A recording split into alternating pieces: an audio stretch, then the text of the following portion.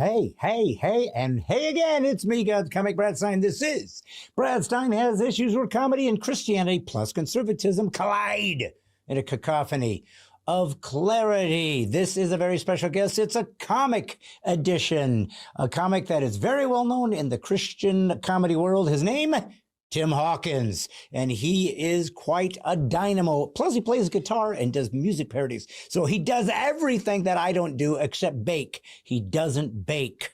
I bake on a regular basis, but I give nothing to you guys. I keep it for myself because I'm superly dealing with pride and greed, and I'm trying to get over it. So pray for me. Unless you don't want any of my bakery goods, then it doesn't matter. Folks, if you are tuning in for the first time, this is a very unique podcast. We try to have lots of stuff, some fun. We also like to have some biblical truths that say that if you don't believe in Jesus, you go to hell. That's a hard one, but it's true. And we try to have some great guests. So we try to mix it up and make it even better and better. And it is 2026. So let's see if we can grow this into something even more so.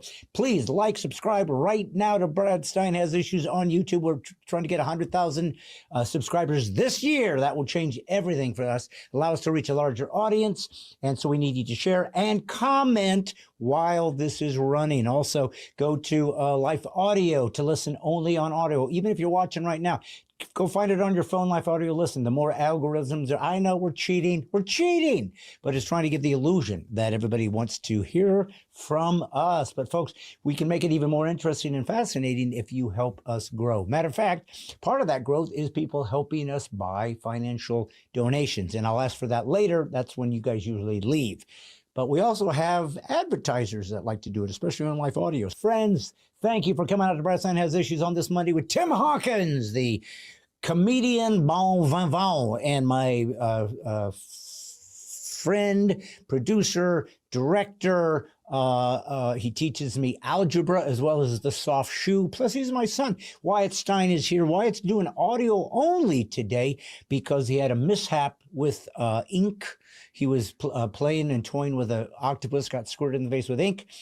He's blue now. He's ashamed and embarrassed, so we're keeping him off camera. But that doesn't mean we can't laugh and mock, and you guys can picture his blue face right now. But Wyatt, how are you? And how was that octopus accident? Are you feeling psychologically still scarred, or do you feel like, you know what, it's a life lesson?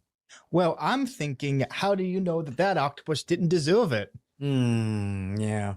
Well, that's true. I mean, maybe he was a mean octopus. Maybe he was insulting you. Maybe he was using his suction cups inappropriately and needed a little spank, a little love tap to say, hey. No, huh? What? Why are you going What? in this direction? I was just going to say that it was giving me the side eye and I didn't like its attitude. And listen, do octopuses have like one eye? That's what I picture in like a movie of 20,000 Leagues Under the Sea. Oh, that was an octopus. That was what's the other thing called? Squid? Yes, he was a killer squid with a big old chomp and beak. Did you know that squids have beaks? Yeah. You know what that means, right? They're avian. They're related to birds that they actually, if they were given the chance to fly, could, because we all know that only beaked animals can fly. And it also means that birds apparently can go about 20,000 leagues under the sea and survive. Why? Because they're beaked. So they're a part of the beak community. Why? I don't know if you've heard of the furries, but they also have, of course, the beakies. And these are people that just... Okay, no, that's not a thing. What? That's not a thing. That's not a thing. Are you? I hope it's not a thing. I hope it's not a thing. Now, there are two things we have to discuss for a second. A, you know that I made that up on the fly just to be silly. I don't know, man. Yeah, and the way the world is working, I don't know anymore. That was my second element I was going to bring to the table, is that I'll bet you $1 million that if we looked up for a beak community, they're out there because the clowns run the show. Okay, I know that there are all those subgenres though, because unfortunately I exist with the internet. Yeah. So you see this stuff. So apparently there aren't beakies, but there is something called scalies, which is basically just reptiles. So these are people that just dress like reptiles? Yeah. It's like a subculture of the subculture. Okay. Well, I It's- mean, why yeah. not? You know, they do.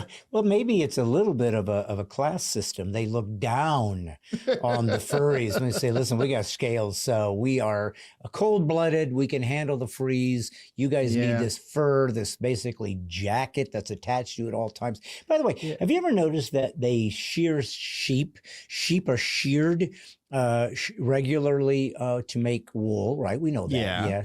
And if you ever seen a shear sheeping experience, it's very thick. It's all over their eyes and their face. I don't know if have you ever witnessed, have you ever participated in a shear sheeping? I've never sheared sheep sheepishly, but however, I do know that shepherds who shear sheep shepherdly.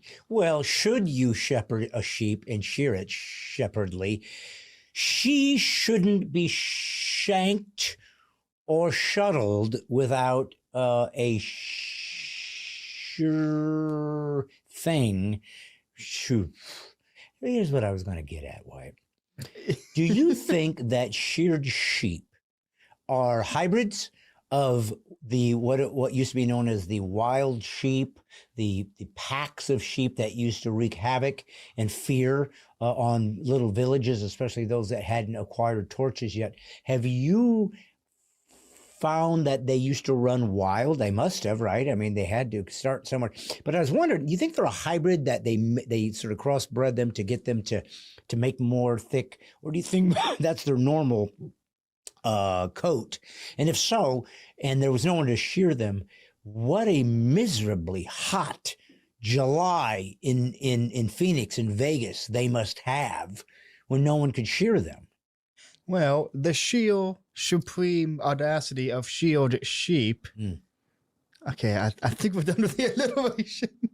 I'm okay. I left that in the shank quite a while ago. I left it. Yeah, all I know. I just wanted to one up you. Well, Honestly, I think if anything, selective breeding could have been used. You know, find the two sheep in your herd that are like the sheepiest. And, well, what you I know, was curious though was, do you think that was what which would make sense? They breed, and they're trying, because the whole point was they sell the wool, right? But what I was wondering was, I wondered if they did, just like, I don't know if you know this or not. Do you know much about bulldogs? Yeah. What do you know? Well, I know that their face looks like, you know, in the old cartoons when the character runs through a wall and turns into a pancake. Right. It's like that in real life is what their face looks like. Do you know it didn't used to look like that? Yeah, they used to look like actual animals. They could breathe. They're thing, and they bred them to become deformities. They made a freak out of these. And you know, their friends were laughing at him when all the poodles were going, "What in the world happened to your face?" Yeah. You know it's bad when the poodles are laughing at you for your appearance. That's what I'm talking about. Forget their little stocking cut French poodle little top, you know, tail puff. Absurd, embarrassing. No matter male or female, if you're a poodle, you're a female. You kind of are. You look girly. You're poodly. Poodle even sounds girly. Wyatt, bulldog, masculine. Poodle, girl. Concur? I mean, yeah, that's how it works. I Well, mean, I don't know if it is. It's just I've made this observation before. I think I've always made the observation that dogs always feel like boys and cats always feel like girls. yeah, definitely. I can understand. Even like the name of cats, feline. Yeah, It just feels like female, feline. yeah, exactly. Feeling down, feeling fine. Yeah. Sure. Wyatt, I got to ask you a question. When we started this podcast, so many years ago, and you were just a young boy in short pants trying to figure it all out. I remember you used to have a little urn next to you so you could urinate, because you would have to pee and you couldn't leave, and you didn't know what to do, and you used to do that, and that was embarrassing, but nobody ever saw you. You were off camera back in those days, and I remember you used to get nervous because you had a button, and then we added another button, and that threw you off. And I remember you went to therapy for that, and I remember there was a lot of angst, a lot of nightmares. I remember you waking in a cold sweat and screaming, buttons, who's got the button? And it was like, what? And so I had to ease you into this thing. I had to walk you through this thing to become the guy you are. And now you're an editor. You are and a freelance editor. Like people, if you're watching, you can contact him and for a reasonable fee, he'll do some editing for you. So, that's what you've become. And so what I was wondering was, I after all these years, I always felt one day you would take a time in your segment to thank your dad for creating a whole world for you, a potential for a business, for to being a production guy, to being an editing guy, a post guy. And I made that for you. I didn't do it to get thanks, but I always thought you would. Huh. Yeah, you did? No. Oh, okay. I didn't, but I just thought if you ever did, it'd make me feel good that I changed your life from being a gamer to being. What's wrong with that? It gives you hand-eye coordination. That's true. That's true. And it's something you can use. Have you ever noticed, this is something I always thought interesting about you. You were not a big gross motor skills guy. You're not really the athlete kid. Yeah, I remember when I was a kid, I was just like, motor skills? Gross. Yeah. You were offended by them. You found them off-putting. But what I always found fascinating, and it's okay, not everybody's good at sports. I played sports. I wasn't great. I was like probably average, but I played and I enjoyed it. Better than you. You weren't good at catching balls, whatever. It's okay. Lots of kids can, especially guys that play the tuba. But you were interesting because meanwhile, you were an astounding game guy, which maybe that's fine motor skills, I guess, if you're doing like that. But the craziest thing was the drums. You're this really, really exceptional drummer with a drum kit, which is tasking with multi limbs. Seems to me that's gross motor skills. And that thing, you killed it. Interesting. Seems like a dichotomy there. Why? I can't catch a ball, but I can do triplets in syncopation of 6/4 or something. I don't even know if any of that. You know what? sense. That actually was basically correct. Okay. Yeah, like honestly. I'm surprised you made that all up. Yeah. Well, it was like you and the Bulldogs and whatnot. You don't know what's going on. You just either have your phone or you just throw it out there and hope nobody's paying attention, which is usually the case. I did want to ask you a little bit about this, though. We are, what is this? Is Monday the 7th?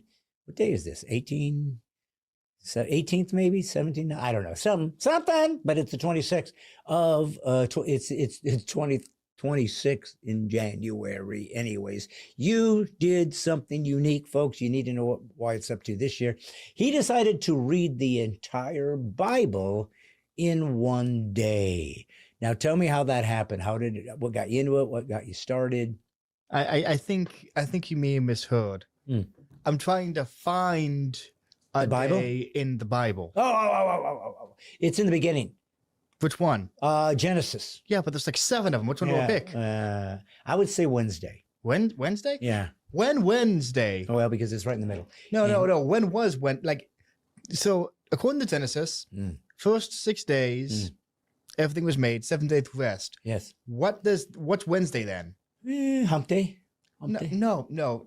Let's see. If Sunday heading to the weekend. We're about to get some rest. If it's assumed that Sunday was the day of rest, then that means the first day was Monday, second day was Tuesday, so Wednesday's the third day. So what happened in the third day? Third day, I think, let's see, light in the beginning, and then he separated the waters, I think, from the Wednesday was maybe, was that when he separated waters, or was that when he made like light? I mean, not light, but the sun and the moon maybe was third, or that was fourth day. Yeah, so maybe he made animal. I don't remember. I didn't memorize. Well, all I'm saying is, why aren't we talking about that for Wednesday instead of hump day, which doesn't, what does it even mean? Getting over the hump, getting close to Sunday, which is like Sabbath. Camels or something? I don't know what that means. Camels have a hump. That's like the most defining feature. I literally thought you said Campbell's, and I said, why is he talking about soup? Yeah, I'm pretty sure Campbell's makes their chicken noodle soup out of camels. That's also correct. Yeah, well, just tiny hunks. Well, tiny. Listen, where do you think most of the fat's stored? Hump hunks. The humps. Yes, sorry. You know what they do store in their hump, right? Yeah, waddle. Well, yeah. I And mean, I'm food. sure it's not Yeah. just a big old gallon of water, but yeah, that's where they get water so they can just Yeah. walk around and not get thirsty, which is fascinating to me. I don't have that problem. I wish I had a hump every now and again. I've been thirsty enough to say, oh Lord, if I had only had a hump. I don't know if you've ever gone that way, but I did want to say this about the Bible. You decided this year, I guess I messed it up. You were going to read the entire Bible on Wednesday. Yeah. Okay. That's And how did it pan out? I'm getting there. I did sort of a speed reading thing. You sort of flip through all the pages. You just don't read most of it. No. It's like a thing you can do. You flip through the pages and you read everything as you're going through. So I tried that just to get the whole experience done. Okay.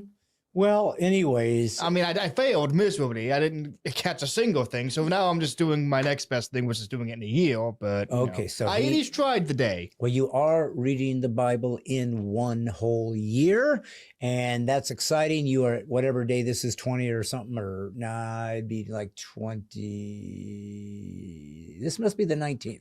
So yeah. Anyways, good for you. That's going to be exciting.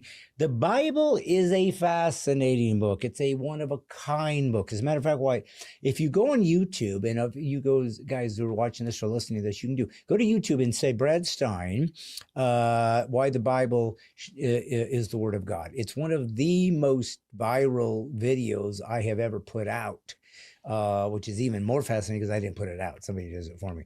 But anyways, it blew up. And it's just, it was something I did many, many years ago in my first album, Put a Helmet On, which is, I guess you can't see it, but this is the album cover in a big giant backdrop. But anyways, I did Why the Bible Should Be Considered. And this has been quite a fascinating response. People find it amazing. They're interested. They want to know more about it, and it intrigues them. And this is the thing about the Bible, White, that I really believe we're going to do more and more of this year of Brad Stine Has Issues as we try to grow this into something that God only can make happen. It's his ministry, so I want it to work on his behalf. But one of the things I always talk about is being part of the Militia of the Mind. Now, if you go to bradstine.com, you can join the Militia of the Mind. It's very cheap, but it allows you to have access to all of my comedy. Plus, you can even get a t-shirt, whatever. The whole point is a way of it comes from Romans. Be not conformed to this world, but be transformed by the renewing of your minds, that you can prove what is true and real in the perfect will of God. So we're supposed to study and show ourselves approved. We're supposed to renew our minds. We're supposed to know what it means to be a believer. And to do that means that you are disciplined. If you're disciplined, you become a disciple, and disciple is what you were called to do. So if you want to go to bradstine.com and donate, you can do that too, by the way. If you want, this is a ministry, so it's something that you can donate to and believe in, if you believe that what I do as a comic and in these sketches are helpful, but also it helps this podcast grow because we don't really make any money. So, and it's hard to do it when you don't make any money, but we're doing it with the hope that God will, in fact, help us by touching folks out there who said, I'm moved by this. It affects me. I want to give you a little bit. But join the Militia of the Mind, and you'll also get rewards. Like you can get a shirt. You got to pay a little extra for that, but it gives you a shirt, gives you some backstory stuff of things that we've recorded and done that only you can see. We're just trying to make it, basically, it's to help the whole ministry. That's for sure. Just being very frank, but hopefully you get something good out of it. But joining that and join it right now would be great, and subscribe and so forth. But either way, the thing that I wanted to do this year was drive people to discipleship, to go deeper in their faith. And so to do that, I need to offer you some incentives, I think, and give you some information that goes beyond simply talking about it. Let me give you some opportunities to do it. Let me give you some inspiration to do it. Let's find some clips that will be intriguing to you. Let's make this podcast more than just a wonderful interview with an interesting guest, but let's make it a place where you can become a warrior, get your sword out, which is the sword of spirit, the word of God, and learn how to defend yourself against the enemy who roams around like a roaring lion, seeking whom he may devour. Good news is you have a shield of faith and a helmet of salvation and the sword of spirit, which is the word of God. And that's what we're going to discuss here in a minute. I'm going to give you 3 elements, three things about the Word of God, the Bible, that you may not have known, but it's part of what makes it literally the most unique book in human history. But before we get there, I want to inspire you a little bit. I want to give you maybe something that might touch you a little bit. So I had the Facebook posts out over a week or two, and one of the threads that people talk, thank you for this, thank you for that, I loved your deal, I would like your guest, whatever they want, we hate you, I don't know, you say what you want to say. But a guy said, you know what, I wrote a song about Christ, and he just had a link on it, and I listened to it. I got to tell you something, it was good. A lot of times it isn't so good, and what are you going to tell these poor people? They're just so excited to share this thing. You're like, oh, that really sucks. So you can't say it, and so you just have to lie and be polite. As you know, if you got my new album, Laugh House Legal, politeness or polite is a fancy word for lying. This wasn't a lie. This was a really, really good song, and I liked it. I did produce well, great singer, really enjoyed it. So anyways, why do you know the name of the song? Does it say? I don't think it does. I think it does, but if it doesn't, you'll see it. But anyways, this is not on YouTube that I'm aware of. Maybe it is, but he sent it to me. It's just some regular guy out there just to show the talent of the people that listen to this show. But anyways, I think you enjoy this, and we're going to play this real quick, and then we're going to talk about three amazing things about the Bible that makes it one of a kind. So Wyatt, if you would, let's hear this interesting original song from a fan of mine. Let her rip.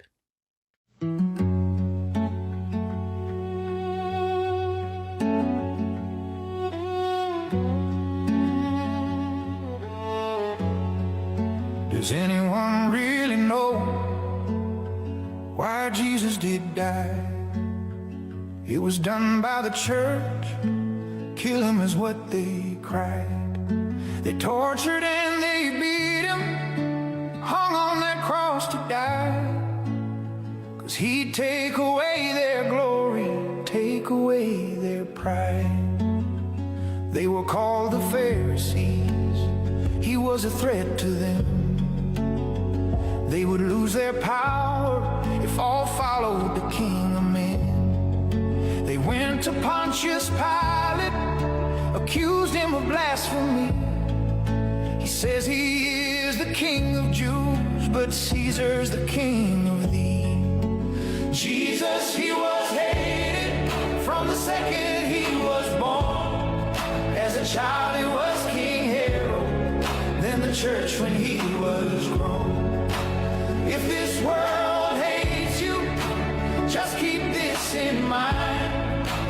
They first hated our Savior, the King of all mankind. If you hurt someone, heal the blind, rose people from the dead. Why would you kill them?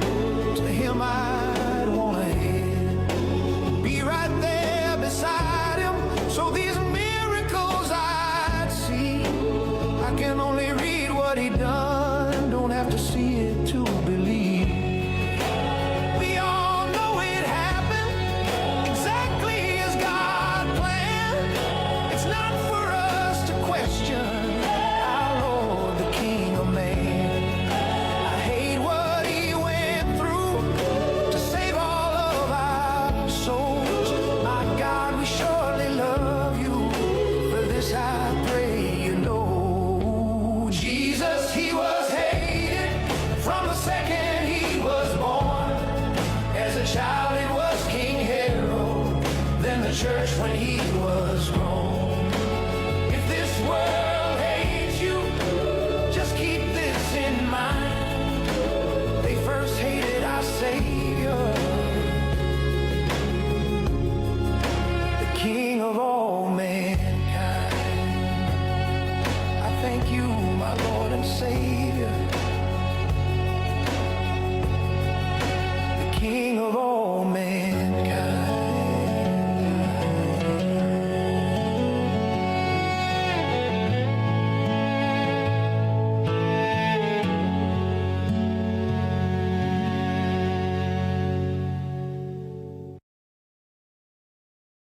And so I hope that you guys enjoyed that. I hope it inspired you. But I told you when we came back that I wanted to talk to you about the Bible and some things about the Bible, because Wyatt's reading it in a year this year. And I've done that twice in my lifetime, maybe 3 times, but at least twice. And it's fun. It's an interesting thing to do. And you feel really good from day one, January 1, you start reading. And then on December 31st, it's like, I just read the whole Bible. So it's exciting. You accomplish something. But one of the things about the Bible, Wyatt, I don't know if you know this, did you know that its composition and its consistency is literally unprecedented? You know what I mean by that? I'll tell you. You know how long it took for the Bible to be written, for it to be the completely written, son? I do not know, no. 1,500 years. That's a long time. That's a long time. Think about the wear and tear on the typewriter, Wyatt. Think about how many sheets of paper you had to go. Well, I mean, just imagine trying to read the whole Bible in real, like as it's being made. Like you'd have to wait forever for that thing to be that finished. would take and it'd be a cliffhanger every time. Every single chapter ends. Like, oh, what happens next? Now what? I got to wait for another 1,000 years. I have to wait for the scribes to finish translating. I know you hate that, but Wyatt, 1,500 years, and you know what the name of the guy is that wrote the Bible? A scribe? No, that's what he does. That was a scribe. A scribe's a Scribe name. didn't write it. That's the guys that rewrite. A scribe could be a name. Could be. Especially back then, they had weird names like Jebediah. Which is Did you know that a lot of beakies are called scribes?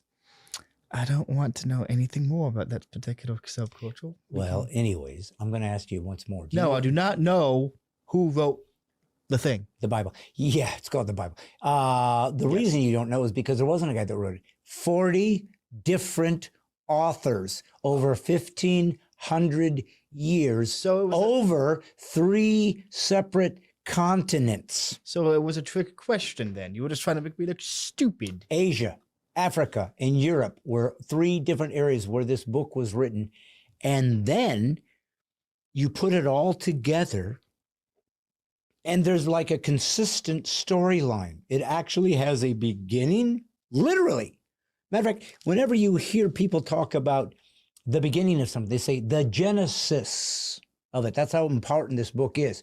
Genesis, in the beginning. It literally says, here's how the whole world started. God created the heavens and the earth. And off we go. And you just read that, 20 days ago or whatever.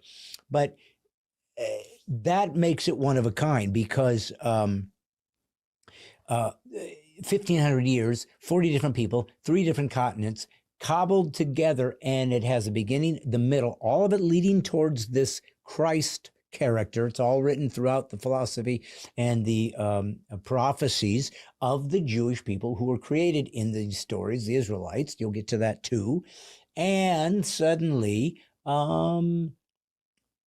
Jesus appears, and he's the guy. I mean, this isn't a false guy. It's not a pretend guy. It's not a guy that isn't real. He's real. He's not Thor. And sure enough, there he is. And then he finishes, and everybody runs with, you're not going to believe what just happened. This guy died and came back from life. And they saw it. Now, again, you can make any kind of excuse or sense that somehow these guys were faking it so they could win martyrdom, because that's what they want. Everybody, they just manipulated it so they can make a lot of money and have power. There's no power by the guys that started the Bible. They were all killed and butchered for not denying this thing. So it's so stupid. They're not even thinking it through. Why aren't they not thinking it through? Because they don't want it to be true. Why? Because that means God exists. What does that mean? It means they got to bow their knee. See, all pride, and pride is the number one sin God hates, is always about, I worship me. And that's why atheists are atheists. They worship themselves. They don't believe that. They don't know that. That's why they're blind. But blindness can be fixed only by one way: spiritual discernment that can only come from wisdom. The fear of God is the beginning of wisdom. If you're not wise, you could be smart. Richard Dawkins is smart. He's not wise. He doesn't know how to look at the evidence of creation and go, yeah, this is an accident. Yeah, this happens all by itself. Everything else we created from then on, we thought of with our minds. But there's no mind that made the most complex thing in the world, the universe. And so he doesn't think it through, because why? He is resistant to God, and he will soon face him. I pray he becomes a believer soon. He's about to die. He's old. But aren't we all? But here's something else. There were scientific concepts, Wyatt, in the Bible, and again, thousands of years ago, that the Earth in Isaiah was it was stated that the Earth is round. We know that Let's see. Oh, in Jeremiah, it talks about how there's too many stars to count. These are all things we now know are true. And we also know that when was it in Job, Job, that the earth hangs in nothing.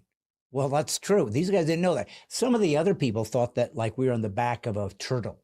The earth was resting on the back of a turtle. Why? Not that is totally inconceivable, especially to the scalies. But nevertheless, that's what some folks used to think. And here's the other thing that really people forget. And if you were to make a book, Wyatt, about your exploits and that you're a hero, right?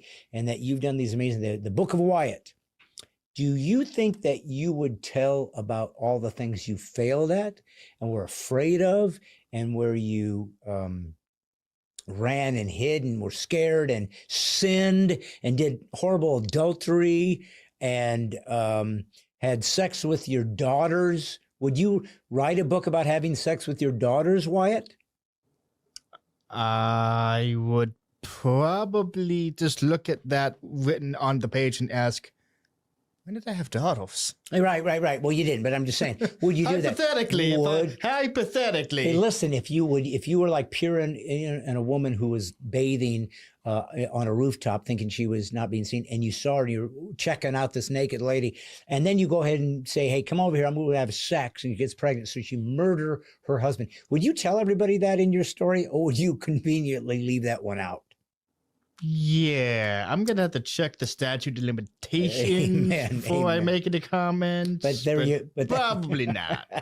That's gonna go in the rejected ideas yes, pile. but my point is, the Bible is filled with God's chosen people failing, running, disobeying Him, making idols, which are completely against the Ten Commandments that were given to them. So the point is, the Bible is replete with saying how flawed we are, how fallen we are, how much we can't reach God's perfection. No other religion does that. They all talk about how if you do work hard enough, you can earn this thing, or that God does this thing, or there is no God, and all you're trying to do is reach utopia, or you're trying to reach nothingness where you don't desire good things or bad things or desire anything, thus you will be at peace. This is the kind of Buddhism. So, this Bible says, I'm going to tell you real stories of real people who did really stupid, dumb, terrible, horrible things, and God redeemed them because He knew from the moment that He was going to build people that He would be the one that would have to suffer in a way He would never have known before. God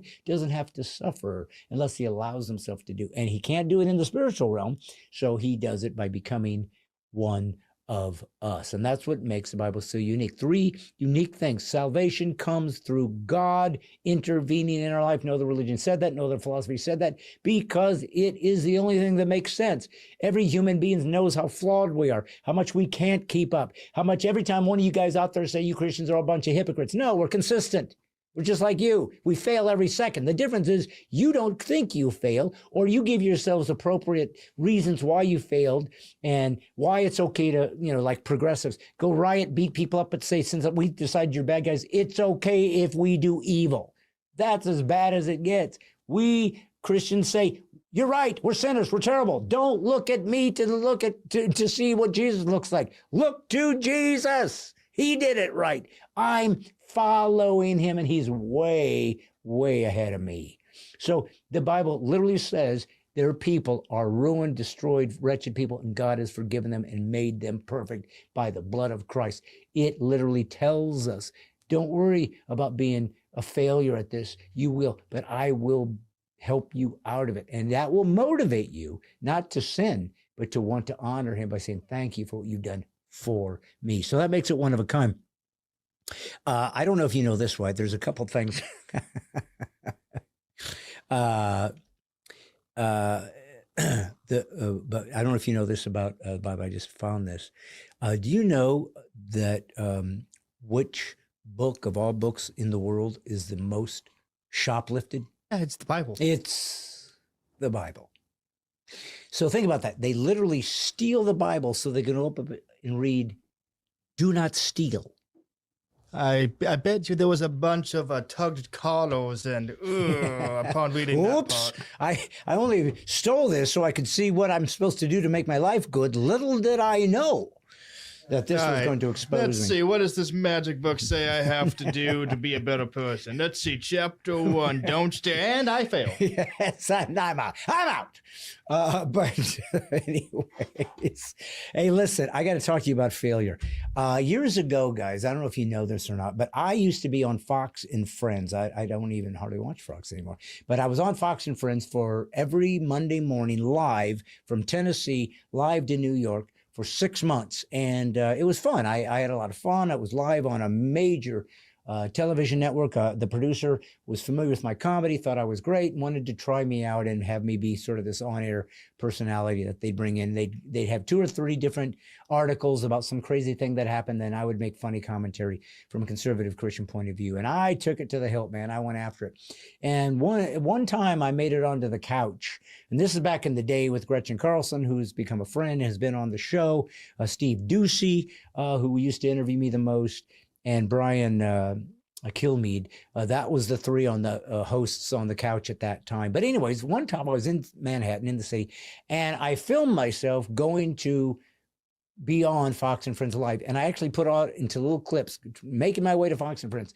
And I thought, I don't think you guys have ever seen that. So I'm going to show it to you right now. You're going to see what it looked like way back in the day when I used to be on Fox and Friends. And it's a few years ago, but it'll show what it looks like to get to the studio of Fox and Friends in case you happen to watch that studio. This is what it looks like. So I thought this might be a fun little treat to throw into this evening's podcast. So what am I talking about? Let's just show it. Wyatt, do your thing. Hey, it's 5:54 in the morning. I'm heading over to Fox and Friends. Gonna do my new show with my new DVD, God's Comic. See ya.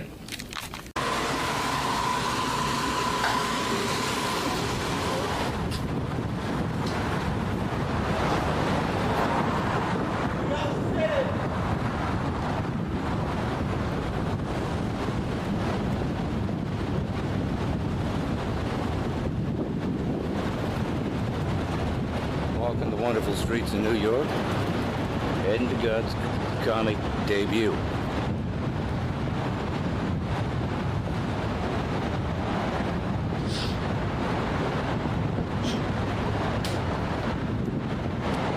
Had to spin.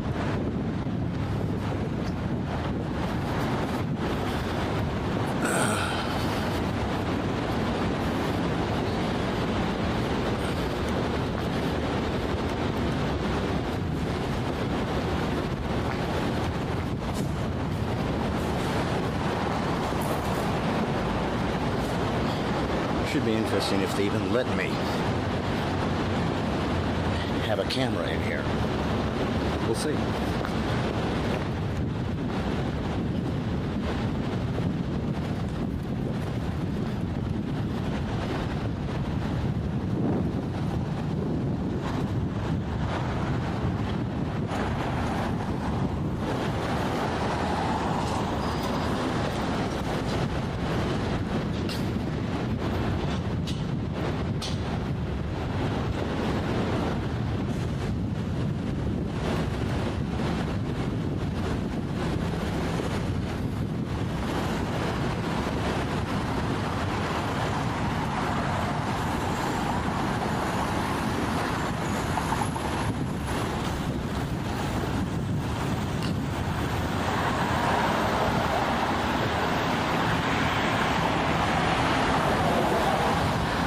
There it is.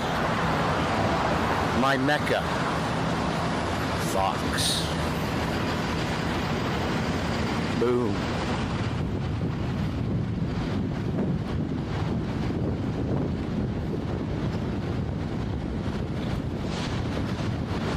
Heading in.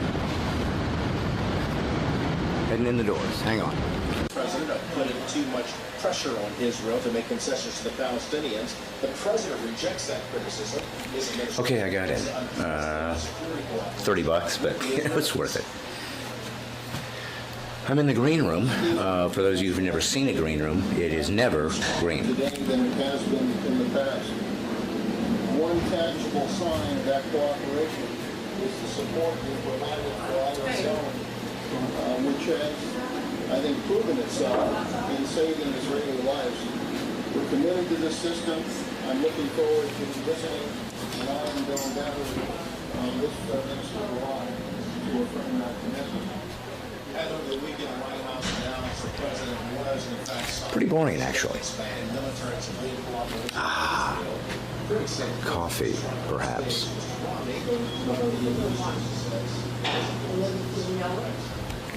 I might have to take a break and get some coffee. Hang on. Anita? Yes. Brad needs hair. I need a hair thing. Thank you. You need a haircut. I need a hair thing. Oh, look, she even brought me this. Yeah, they work. No, that's moose. You're never here. We always see you from where you are. From beyond Nashville. Nashville, that's it. Nashville. Okay. Well, gonna be on here. Product? What's that? What do you like? What kind of product? I'm filming all of I it. don't want to be on film. Too late. That's why I do Don't you this. love the angle he's filming? I'm gonna look like I have six. I'm gonna look like Mama Cass from that angle. I have no Oh my God, she was hot, and then Right. he's gonna look at the video and be like, "Oh my God, Fair, you have makeup. Why don't these I didn't before. tan." Yes, I'm attractive now. Hey, listen, I'm going to put on a different shirt. Should I do that before you do this? Because I'll pull that off. Will it affect Yeah, what Yeah, you're but you have to do it in front of us. Well, you'd be surprised how often I hear that. Oh, Fox girl. Yes. Whoa. They're ruthless. We don't know where this video's going, huh? Yeah, let me go. All right. Let me go put on my shirt. Go ahead, go change, All and then right. we'll see. I'm going to get my shirt. Is this the day in the life of Brad Stine? It is. Oh, there you go. Okay, hang on. Changing my shirt. Yeah, that's how low budget this place. I'm changing in the middle of a green room. You have to have me as your fashion consultant. You're a problem. Things have gone terrible. Yeah, The Polish advisor is telling me how to look and fix my clothing. Yeah, you're in trouble. All right.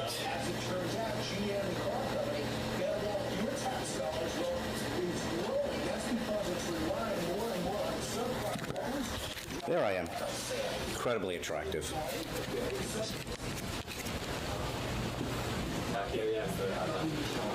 All right. Yeah, now she does. I've evolved. There you go. It's good, That's right? your TV look. Yeah. That's the Brad we're Yeah. used to. Yeah. Many women were excited to see my change. Yeah. There was somebody there. Should I button? No button. No, that's too right there, right? Because this would be too like that. Look at him. You know, I it is know. like 6:30 in the Yeah. morning. Oh, some Yeah. more. Yeah. Button and we'll I look. just thought it might look too Conservative. cramped. Oh. Brian.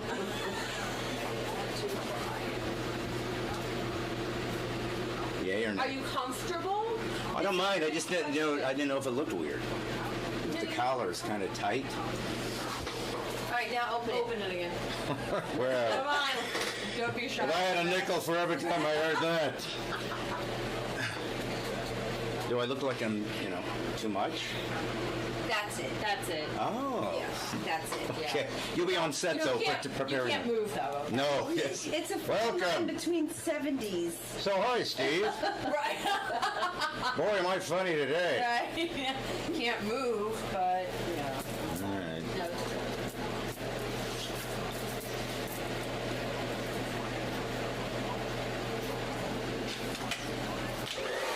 So how long are you visiting in New York? Well, I got in yesterday, Uh-huh. and probably today. Just long enough to do this. Yeah. Nice having you. Well, thanks for having me. It's been a few weeks. There's one of the makeup artists from Thanks Erica, Washington, has a home in Nashville. Yeah? Uh-huh. How come? She loves it there. She's a bunch of friends there, and she loves it. She goes like on the weekends. Oh. Must be loaded. I don't really think so. I think it's just She's got a number of homes, Good but deal. got a good deal. Yeah. she has like a little apartment in Washington. All right. Oh, apartment. I catch it. Yeah. She loves Nashville, so it's like her weekend place. I know. Bear with it. How'd I do? You did good. It's good? Yeah, I just want it to be kind of, I know. It's You a know. fine line of a little yeah.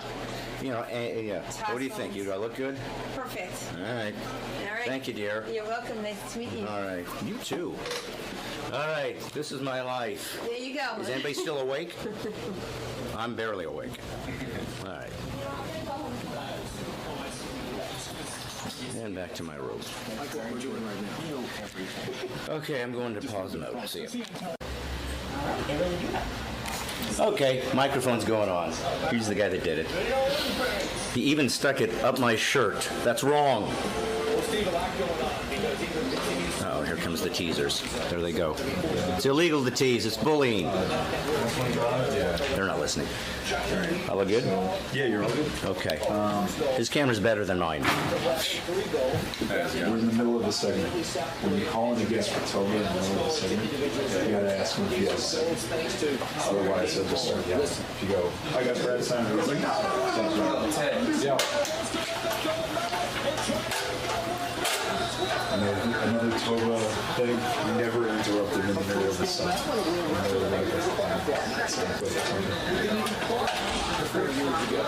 You slide in there, bro? Where do you want me to go? You can just hang there, chill on the couch. I'm chilling on the couch. Toby, you guys got Brad Stine on 4. Brad, count to 5 real quick. 1, 2, 3, 4, 5. Does that work? Yep.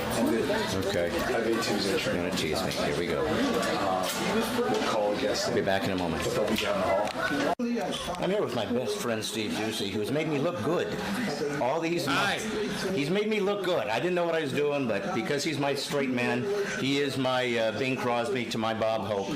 We've been able to be absolutely brilliant. Hope and change. Hopes and change, right? Change the channel. Yes, exactly. So tell me, how do you like this crazy news business? Is it everything you thought it was going to be? It's great. It's new every day. It's That's new why every they call day. it that. You don't even need writers. It just don't. writes itself. You know, the hard part is doing it every day in the morning, because then when I'm talking to people really close like you, you know what you're... Coffee, yes, with that's what morning he's breath. thinking. I No, get that's you. it. He's thinking, man, that guy's got some coffee breath. Yes, well, and so do I. But God No, bless you. that's gin. It is gin, but you know, it's Fox. I gotta brace myself. I don't know what you're gonna give me. No, you never do. You don't. It's good to have you here, Mr. Stine. And it's good to be here, my friend Steve Ducey, former weatherman, now purveyor of news beyond anybody's wildest imagination. Welcome to Fox and Friends. So there you have it. So if you wanted to live with me, you know, I had this idea. I showed you guys a clip of me going to James Dean's grave in Indiana once. I had this idea where I used to take my phone and I called it vicarious vacations, because I end up in so many unique places all around the world, or mainly the country, that I took photos and videos, and I thought I'll call it vicarious vacations, where I take you to some, you know, some place, somewhere, or someone that you would not have maybe met, and bring it out and show it to you. So that's something that I probably should revise, White, when I'm out on the road, and we could add it to the podcast. But anyways, that would have been a vicarious vacation. Here's how you get into Fox and Friends, and here's what it looks like. So that was the kind of things I was trying to do even before I had a podcast, when I was trying to figure out a way for people to pay attention to what I have to do. So here's what I need from you guys right now. If you feel that what I'm doing, remember, if you've noticed, not yet, probably will change this year. I've never had a commercial on this podcast, on the YouTube. And I'll probably have to try to find one or two guys finally that maybe will want to support me, and I can put them on as a commercial to help this thing financially be feasible. But I've never done that. And so, but people have done, everything I've gotten is people donated because they like what I do. Now, listen, I'm coming to different places this week on Friday. Yes, Friday, I will be at the Maybe Center in Oklahoma for a giant GOP fundraising rally in Tulsa, Oklahoma. So I'll be at the Maybe Center, so go show that up. And then on Saturday, I will be at True Texas Project, where it is about people who are trying to get conservative people into office in Texas. Go to True Texas Project. You can see where that is. It's just, I think, south of Houston a little bit. I'm not sure about the exact name of the place. But you can go get a ticket and go see it. I'll be there and lots of other people. And then I will be at Link Havasu on Sunday. Go to bradstine.com to see exactly the address, the church, and where I'm going to be. But that's where I'll be this week. So if you happen to be there and show up, come on down and say hi. Bring me into your church. I am looking for a church right now in Florida for next month, a church in New York area for next month. If that's you or you know somebody that might be interested, I can make it work. And also in Minnesota next month. So anyways, that's what I'm looking for. That's what I'm trying to do.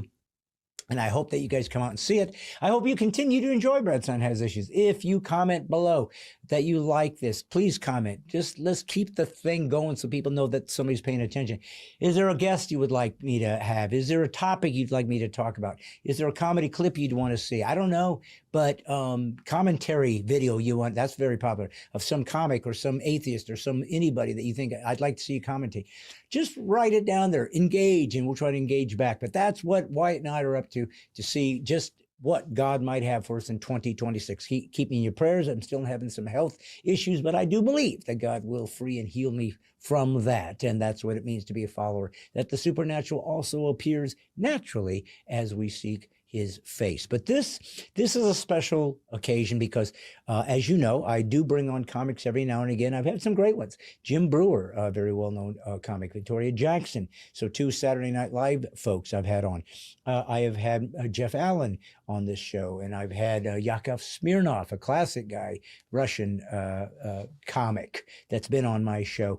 And I'm trying to think of who else off the top of my head, but there's probably 1 or 2 other comedians that I have had on the show. But this guy is very, very, very, very well known in the Christian community. This guy came out just a little bit, a few years after I had already been doing my comedy with its kind of edgy Christian conservative appeal that kind of launched that genre. This is kind of what made my name. Is there's lots of guys that are clean, and there weren't many Christian comics when I started, but when I did, I came out of the nightclubs and I said, I am unapologetic. I'm a Christian, I'm conservative. And I use those ideas within the context of my show. Nobody had ever done that. Use worldview as commentary, like Richard Pryor did about blacks, or Chris Rock did about blacks, or Dave Chappelle did about blacks, or George Carlin, or Lenny Bruce, or whomever had very specific points of view that they wanted to talk about. And that's what I did as a Christian conservative. And it just created a genre. And many people came after me, and I'm not saying they did it because of me, but some of them were inspired. Certainly it's impossible to get into comedy and not be inspired that guys doing ahead of you, because you don't know what you're doing. And certain people are just really good, and you want to learn from them. I certainly learned from guys myself. So this guy is in that bracket, but he also found his own niche. He does song parodies. He's not the guy that invented that, but he certainly did it in the Christian comedy arena, and I don't think anybody had done it before that I can think of. So he kind of blazed that trail. And, you know, energetic and fun and funny. So he became very, very, very, very popular. And he was touring all over the place and selling tons of tickets. And still goes out there and probably still does well. So I wanted to talk to him. He's a guy that I've known for many, many years. Literally kind of saw him launch himself into this business. Saw him kind of fall into a miraculous place by creating videos that went viral before viral was the only way you can get anywhere. So he's funny, he's interesting, but as you will see, as usual, when 2 comics talk, it's not just fun and games, but in this case, a lot of it is heartache, a lot of it is reality, a lot of it is vulnerability. Comics just being normal human beings who aren't funny all the time, but actually are usually pretty stoic and have tried to learn to survive life with humor because it's hard out there. And Christianity tells you that if you think becoming a Christian makes life better, you're wrong. It will make your eternity perfect, and it will give you a balance and a perspective that you could have never had before, and it will give you a sense of peace that you can't have any other way. All that things will be true, but if you think that means you won't get sick, or you won't have people that die, or somebody won't get cancer, or some evil thing won't happen to you, no, the enemy hates you now. You escaped his grasp, and so he's going to do everything he can to destroy you. So being real about that, being honest, just like I talked earlier about Wyatt, and how the Bible is very honest about how difficult this thing is, I think is the only way people will at least come in with their eyes wide open, because the Bible says count the costs before you become one of us. It's important, it's crucial, but make sure you understand It's not going to be easy. That's what it means to be a disciple. Not going to be easy. It's going to be worth every last second. I'm shooting for it. I hope I'm inspiring you to shoot for it. And I hope you enjoy these guests that I come on that also inspire you with their unique point of view. And this particular guy, even though we have certain things in common, comedians, and certain things in common, Christian, and certain things in common, we've gone through peaks and valleys and have our own junks and idiosyncrasies.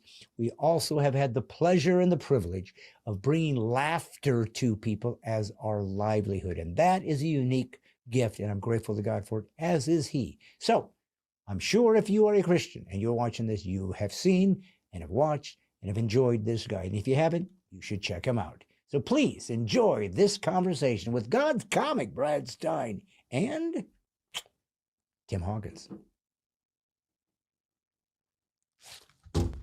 Well, folks, I am very, very excited about this next guest because, number one, it's a fellow comedian. Now, as you guys know who watch or listen to the show, I probably have by far had non-comedians on more than anybody, only because I find people that do something I don't do more interesting just because I understand comedy. But I love talking to comics because we get each other. We know how difficult this business is and how hard it is to make a living doing this kind of thing. So it's always great to be with somebody that understands our shorthand and really understands the difficulty of this particular field. So this next guy that you are about to talk to, and if you are part of the Christian community and you enjoy comedy, he needs no introduction, but he insisted. So please welcome a man who's been quite, I don't even know what his accolades are, other than he has been one of the most successfully touring comics in the country for quite some time. Very talented, very unique, very eclectic, brings a lot to the table as to how he does his comedy. And we're going to talk about it in just a moment. But first, you should see what he looks like. So please welcome someone I've known for a long time, but our first interview, Mr. Tim Hawkins. How do you do, my brother? I'm good. I'm good, Brad. And I got to push back a little bit. I do not want introductions. Years ago, I got to the point, and you probably know exactly what I'm talking about, that introductions most of the time are horrible. Yeah, I got to the point where I'm just going to walk out because no one cares what shows I've been on. No one, he's open for this person. You may have seen him here. Right. Here and there. He knows this guy. Or let's pray and just let him walk out to crickets. Right. Well, no, I you know what? I got to say something. I think you're the first person I've ever talked to that kind of has ever brought that up. But the reason I say that, Tim, is because I've said the same thing. Every time I go somewhere and they say, hey, do you want something to bring me up? And every time I forget, like, I didn't think about giving you something. I don't feel like it. It's an odd thing to write your own intro because you kind of have to say all these accolades about what you've done. And it's like, it's just weird. Yeah. But the way I always said it to folks was this. And again, you just concurred. So it's interesting, again, how comedians think. I said, look, anybody out there that knows who I am doesn't care about the accolades. That's why they're here. And if they don't know me, this doesn't mean anything to me. I still have to prove that I'm somebody they should be watching. So it's irrelevant. Right. Say, let's see what happens when I hit the stage. That's all that's going to matter in the long run. So that's interesting. Yeah. That you said that. Yeah. Yeah, it's Seinfeld, or who was it? The Seinfeld movie where he went back and rebuilt his set, where someone said, I think Colin Quinn said, they'll give you 5 minutes. If you're the best comedian in the world, even, they'll give you 5 minutes. And after that, you better be bringing it. You better, and that was really, that's kind of one of the ways that you get better is that you go, because I did the clubs and stuff starting out, but mainly I would just do these events, these banquets and these appreciation banquets and little fundraiser things where people are eating cheesecake while they deliver the cheesecake and then say, here's the comedian. So can I be more engaging than a piece of cheesecake or chocolate, whatever, lava cake or whatever. And it's all about bringing the goods, bringing the payoff, being interesting. I don't think we've ever talked about kind of your kind of launch into the business. So this might be interesting. And again, I'm sure that's what everybody talks about. Let me tell you something. I always get frustrated when you have an interview, and virtually everybody has the stock. So were you the class clown? Were you the class clown? That was the big one. And then what got you started in comedy? And I guess that makes sense. You know, you're talking to someone that does something interesting. So it's not like it's some out of left field question. It just is so uncreative to me. It just is so. The one thing I tried to do with this podcast, I don't know if I ever, but I've always tried to think of what questions immediately come to mind, and don't ask those, because those are the ones that everybody's asked. I want to see if I can find something else interesting, but I do find it I find it kind of soothing, if that's the right word. It sounds a little weird, that I said earlier when I introduced you that comics have a shorthand. I don't have to set up a joke for you. I don't have to be concerned that I'm going to offend you if I make fun of you. Comics kind of go in knowing that's the ground we have given permission to each other to explore, because that's a world we love, where taboos are broken, where envelopes are pushed. And we're Christian. That doesn't mean we go around being crude or whatever. But to be kind of, I don't know, to not be orthodox, to be able to go any direction we choose in a conversation, and find the fun in kind of mocking and funny and whatever, and almost, I guess pushing the envelope sounds like an honest way to say it. But you know what? I'm going to get your take on this, Tim. I remember years ago, they asked Carlin about, is there any topic off limits? And he said no. And as much as that seems simple enough, and there certainly are people that choose topics, depending on what type of comic you are, there might be topics you're going to avoid. But to me, what makes comedy amazing is finding funny where nobody else can find it. That's what makes it really interesting. If I go around saying the F word and doing this and that, people laugh, whatever. I mean, anybody can do that. It's kind of a common word that anybody can use. But if I can make you laugh talking about a piece of bread, I'm a comic, because people can't do that. That's the skill set, is finding funny where nobody else is. So let's start with that. You're kind of I don't know if people consider you edgy or what kind of accolades they might have given to you, but you're certainly not a typical Christian comic. You're not churchy. So kind of what drove your style? Did you find things that you were interested in that drove the way you wanted to deliver the material? Did you purposefully try to stand out, or just be you and it happened to come out that way? Yeah, well, people keep asking me how, let's see, how do you do, they ask you about clean comedy, and really my job is to be funny, that's the job. I mean, I look at my old notebooks, and really it's just me sitting with a piece of paper and trying to write down things I thought was funny. And what I came to the realization later is I would just talk about real things in the show and people would laugh harder. So I came to realize that people laugh harder. It's all about relating. It's not about when I write, I don't write to be funny. I write stuff out of passion. What kind of am I passionate about? What makes me angry? What makes me frustrated? What do I really love? And there's usually comedy in there because people can relate to it. And that's, I'd be talking about my mom or things that my mom says, and that people are just losing it. And so it's not, I don't know, I've seen a lot of comics that are great they're joke factories. They're really good at writing jokes, but then at the end of the show, you don't really feel like you know them. This is their real point of view. Yeah. So, and I think that's what, and that I think what happened with you is that people related you at a different level. That's why it exploded the way it did.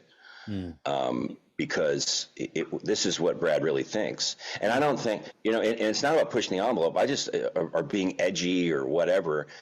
Being funny is being edgy to me. That's my job. When I hire a guy to come over to do put siding on my house. I want him to be good at siding my house. I don't care what his beliefs are. Yeah, But yeah. once he does a good job, I'm more open to what he has to say about other things. Right. And I'm gonna, if I can trust his work there, I'm gonna trust what he brings up Right. later. So I never build myself as a Christian comedian. I'm not set up as a charity. It's a business. I'm there to bring laughter.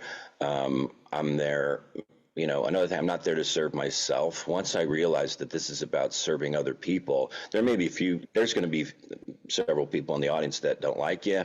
They don't, no matter what you say, no matter what you do, I don't worry about those people anymore. I'm there for the one person who this is what they haven't laughed in 5 years. Mm. And if I can relate to them and make some connection, I mean, that's my job.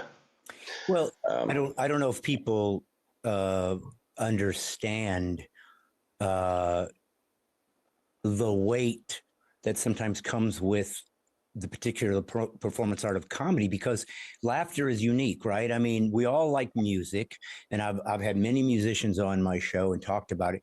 And I've always said, music is one of a kind, because there's something about music that touches your soul, right? I mean, you can hear a song and you go, I remember where I was the first time I heard that. I was sitting in my car in front of my girlfriend's, whatever, but it's something about music locks it, and it's eternal. You play that song 10 years later at your wedding, right? And it's like, this is our song, but I've never heard anybody say, hey, this is our joke. It doesn't work. It can be funny, and it's something you can connect to, but it's not something that has sort of this emotional, romantic kind of beautiful spiritual element that you carry with you forever. It's different. But I've always said that one of the things about comedy is laughter is joy. And joy is something that only God has. It comes from his essence, and only humans experience it. Animals don't. It's something given to us. And I remember years ago what you just said about, helping that one person. I forgot about this, but many, many, many years ago, when I was just kind of getting into club work more consistently, I remember performing and having fun, and people were laughing, whatever. I mean, that's what you're supposed to do. And afterwards, somebody said, hey, thank you so much for your show. It was so funny. I haven't laughed in 6 months since my son died of leukemia. And I'm like, in my mind, I'm going, what? What? Holy, that's way too much pressure that I'm healing you from your grief. But my point was, that's not what they were saying. They were just saying they needed laughter, and I brought that. I didn't know I was doing that, Tim.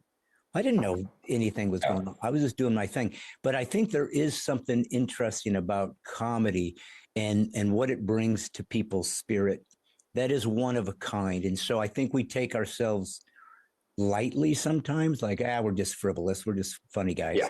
But there's more to it. Do you ever have a time in your life, or a story you can remember maybe that was specifically poignant like that, something that was almost unbelievably like, you got to be kidding me, a story that came out of your doing?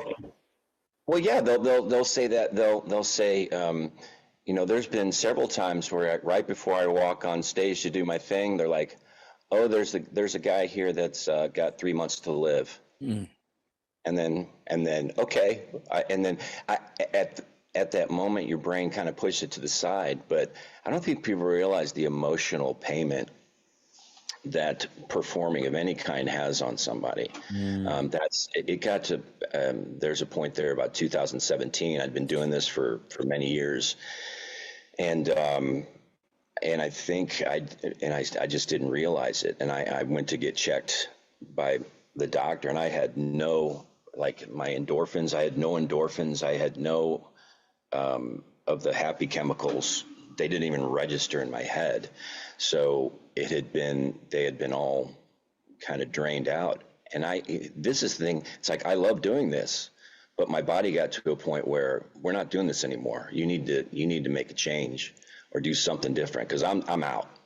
My body's like, I'm out. And, but you first, obviously, you got to take care of yourself to take care of other people. You can't impart what you don't possess. If I don't have it, I'm not able to give it. Yeah. But yeah, I mean, what an honor though to be a light in someone's life who are in pretty dark places, not just physically but emotionally, and marriage issues. That's a drag, man. Yeah. That's a daily just a drain of your soul. Yeah. That happen in people's life. Yeah. But, well, it is. And I don't think people understand the emotional toll that performers go through, the mental taxing. It's kind of like they don't understand how much the aesthetics of a scenario is to make things work, especially with comedy. Oftentimes with comedy, either they see you live in the perfect case scenario, beautiful theater, beautiful lighting, beautiful thing. Everybody's there to see you. They've already bought in. They're ready to roll. You don't have to prove anything. Yeah. Or they see you in a YouTube clip where everything was perfectly arranged. And so they say, man, I got to bring you in. We got this, you're the funniest guy I've ever seen. We got this show now. It's going to be on the back of going to be in back of a semi. It's going to be out in the field. There's going to be a tilt-a-whirl going on over here. Kids are going to walk back and forth with corn dogs. It's going to be free. We're not going to have any chairs. It's going to be during the day. We have a Kmart microphone. Okay, go. And they don't understand. They don't understand how much the theatrical part makes these things work. Comedy doesn't just, I heard a guy once tell me comedy doesn't work during the day. And in a way that's true. There's something about daytime, even though you're inside, that feels different than nighttime. There's something about the evening or 7:00 p.m. as opposed to, 3 in the afternoon.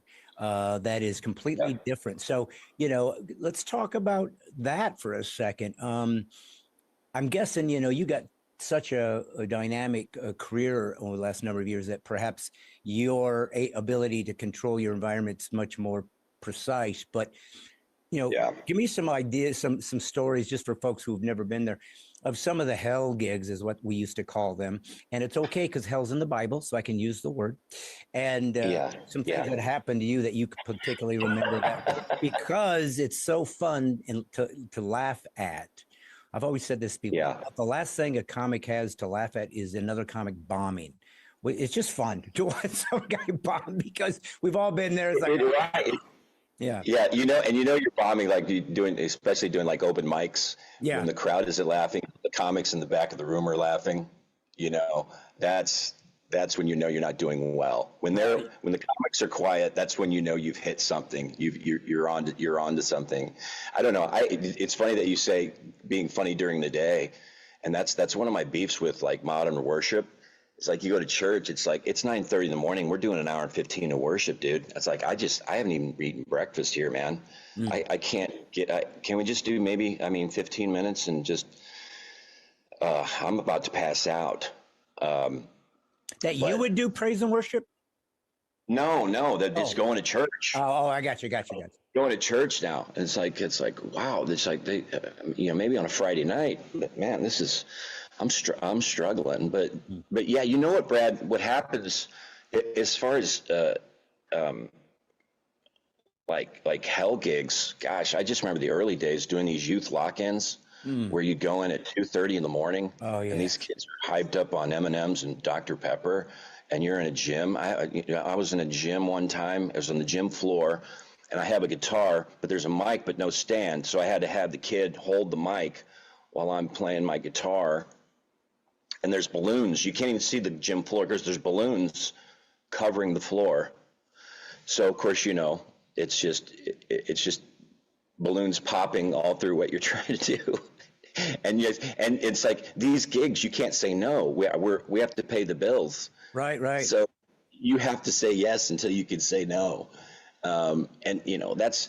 But yeah, the hell gigs usually now the hell gigs are about the environment. It's sound issues, lighting issues. If they have IMAX screens in the back and they're a second behind, so when your mouth is moving, but then it's 2 seconds. Any distraction can make it a hell gig. Yeah. But oh yeah, just the fact that somebody, like you said, somebody sees you at doing a show. Oh, you'd be great at my family reunion. Right.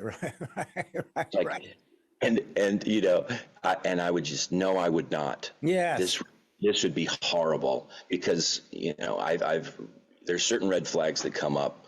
Like, this is not, even now, like there are certain red flags that shoot up. Like you said, it's going to be outside. Is there a tent? No, not a tent.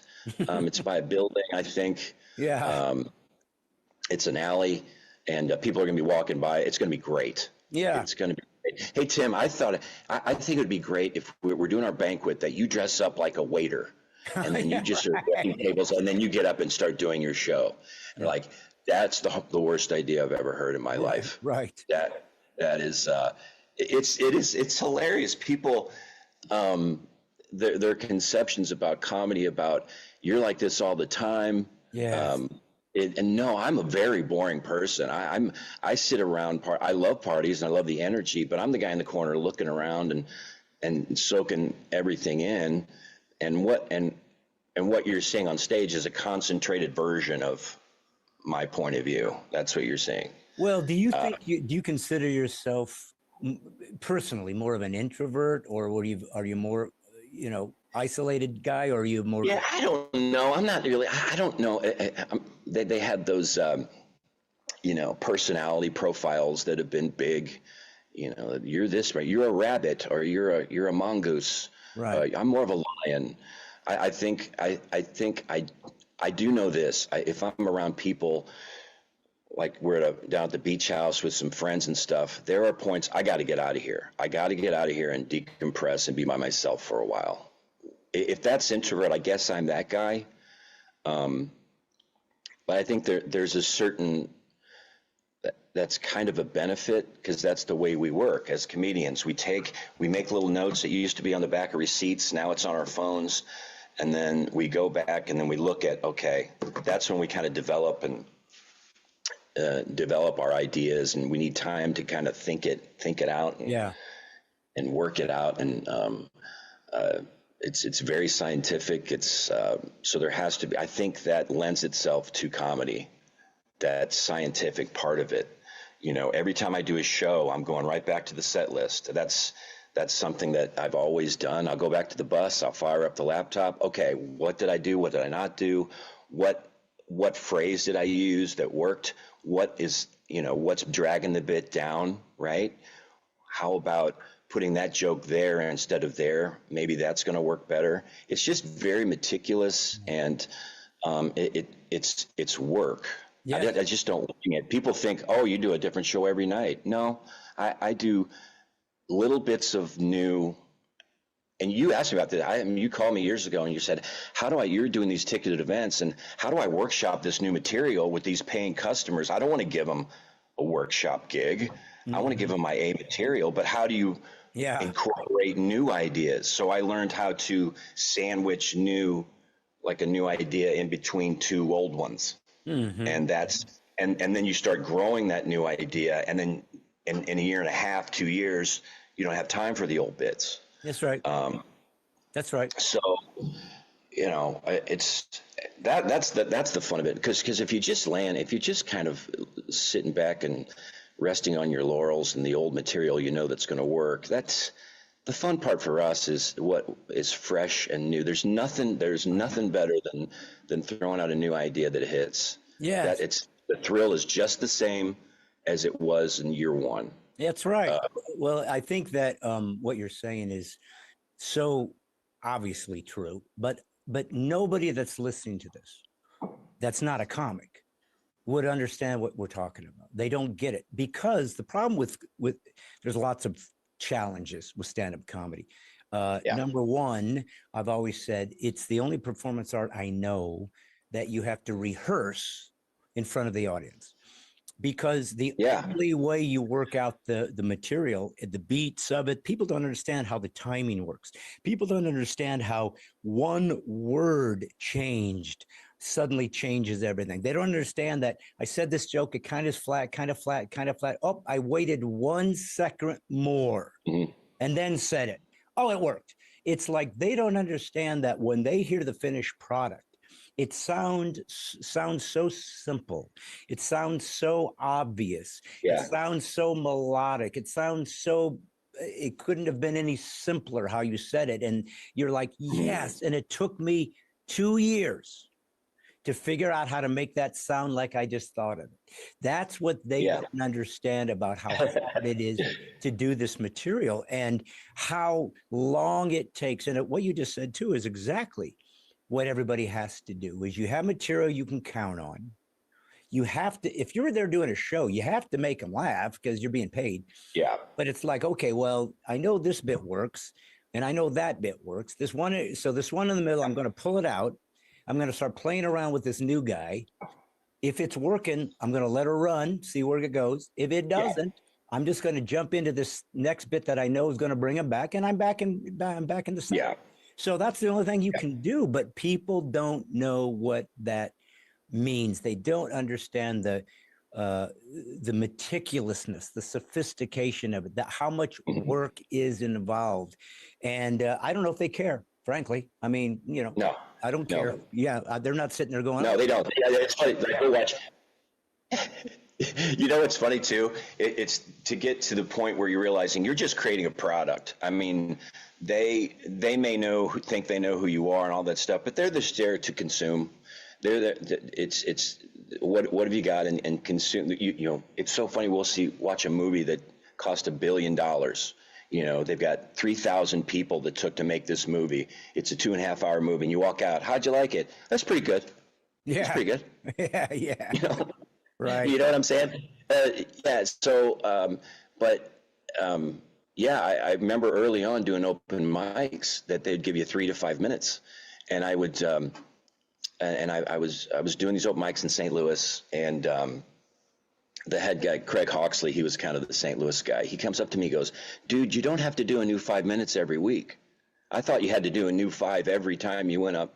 He goes, "No, you just take that." Your first goal as a comedian is 1 minute, and just build on that. So when I do, like, I'll throw in a new idea, and I've learned this through, and I still sometimes I want to try a bit right off, a new bit first, and that is a risk, buddy, because if it doesn't work, then you kind of already put yourself in kind of a hole. Yeah. So. So the way I approach it now is if I have an idea that has maybe 4 or 5 ideas in it, I'll take the best one and try that one on stage, right? And then from that, what usually happens, that's kind of a kernel of idea that you can kind of branch off of, and what could be a 30-second thought in a year's time may be a 4-minute bit. Right. That's right. And then what's fun about it too, and I never burn material. A lot of comics, they say they burn material, and I got over that. This is for myself. There are some bits that people come to see you do. Yeah. Oh, I hope he does the helmet on bit. I hope he does the fly bit that hits the windshield, that whole. With me, I do songs and stuff where people are coming to hear a couple, 3. I hope he does this song. And so I still incorporate old things into the show. Because once again, it's about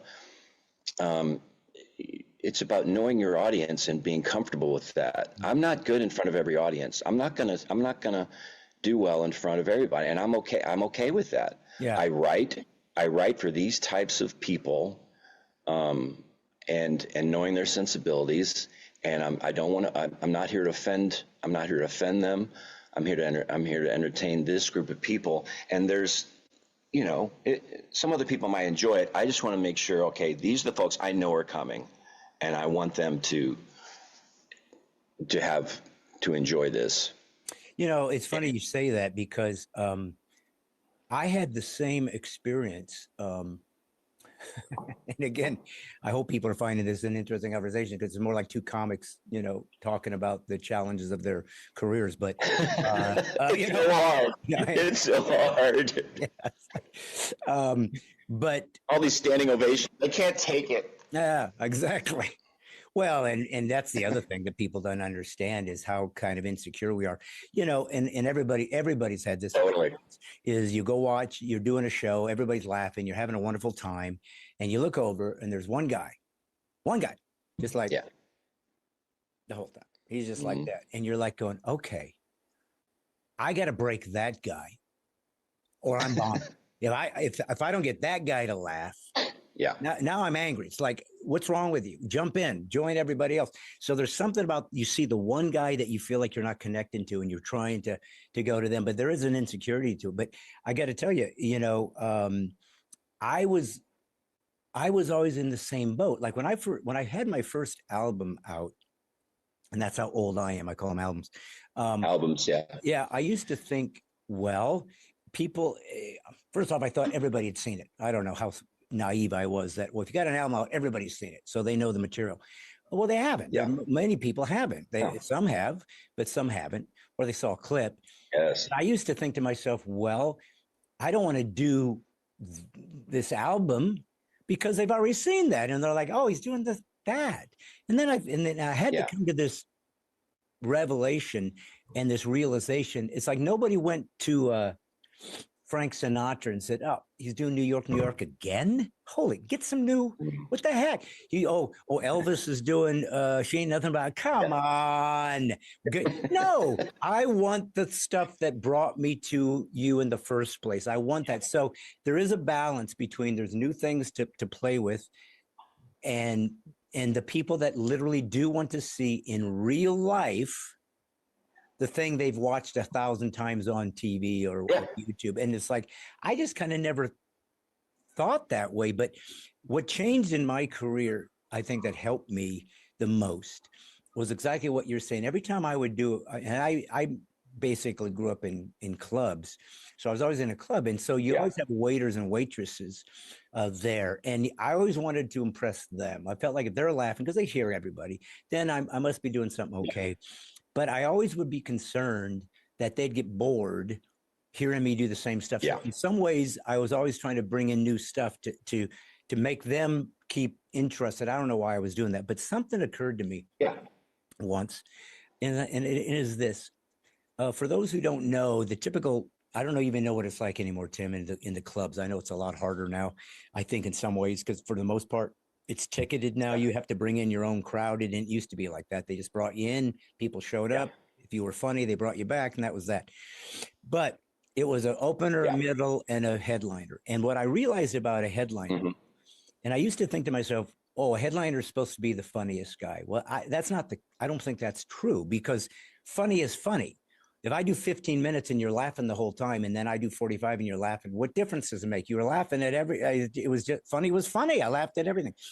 What a headliner is paid to do is not bring laughter. We're expected to do that. I think a headliner's job is, no matter what crowd is out there, whatever is there, good or bad, 10 people, 100 people, Saturday afternoon, Friday night, whatever is there on a Tuesday, whatever is there, you will milk it out of them. You'll give them the best possible show under the worst case scenario.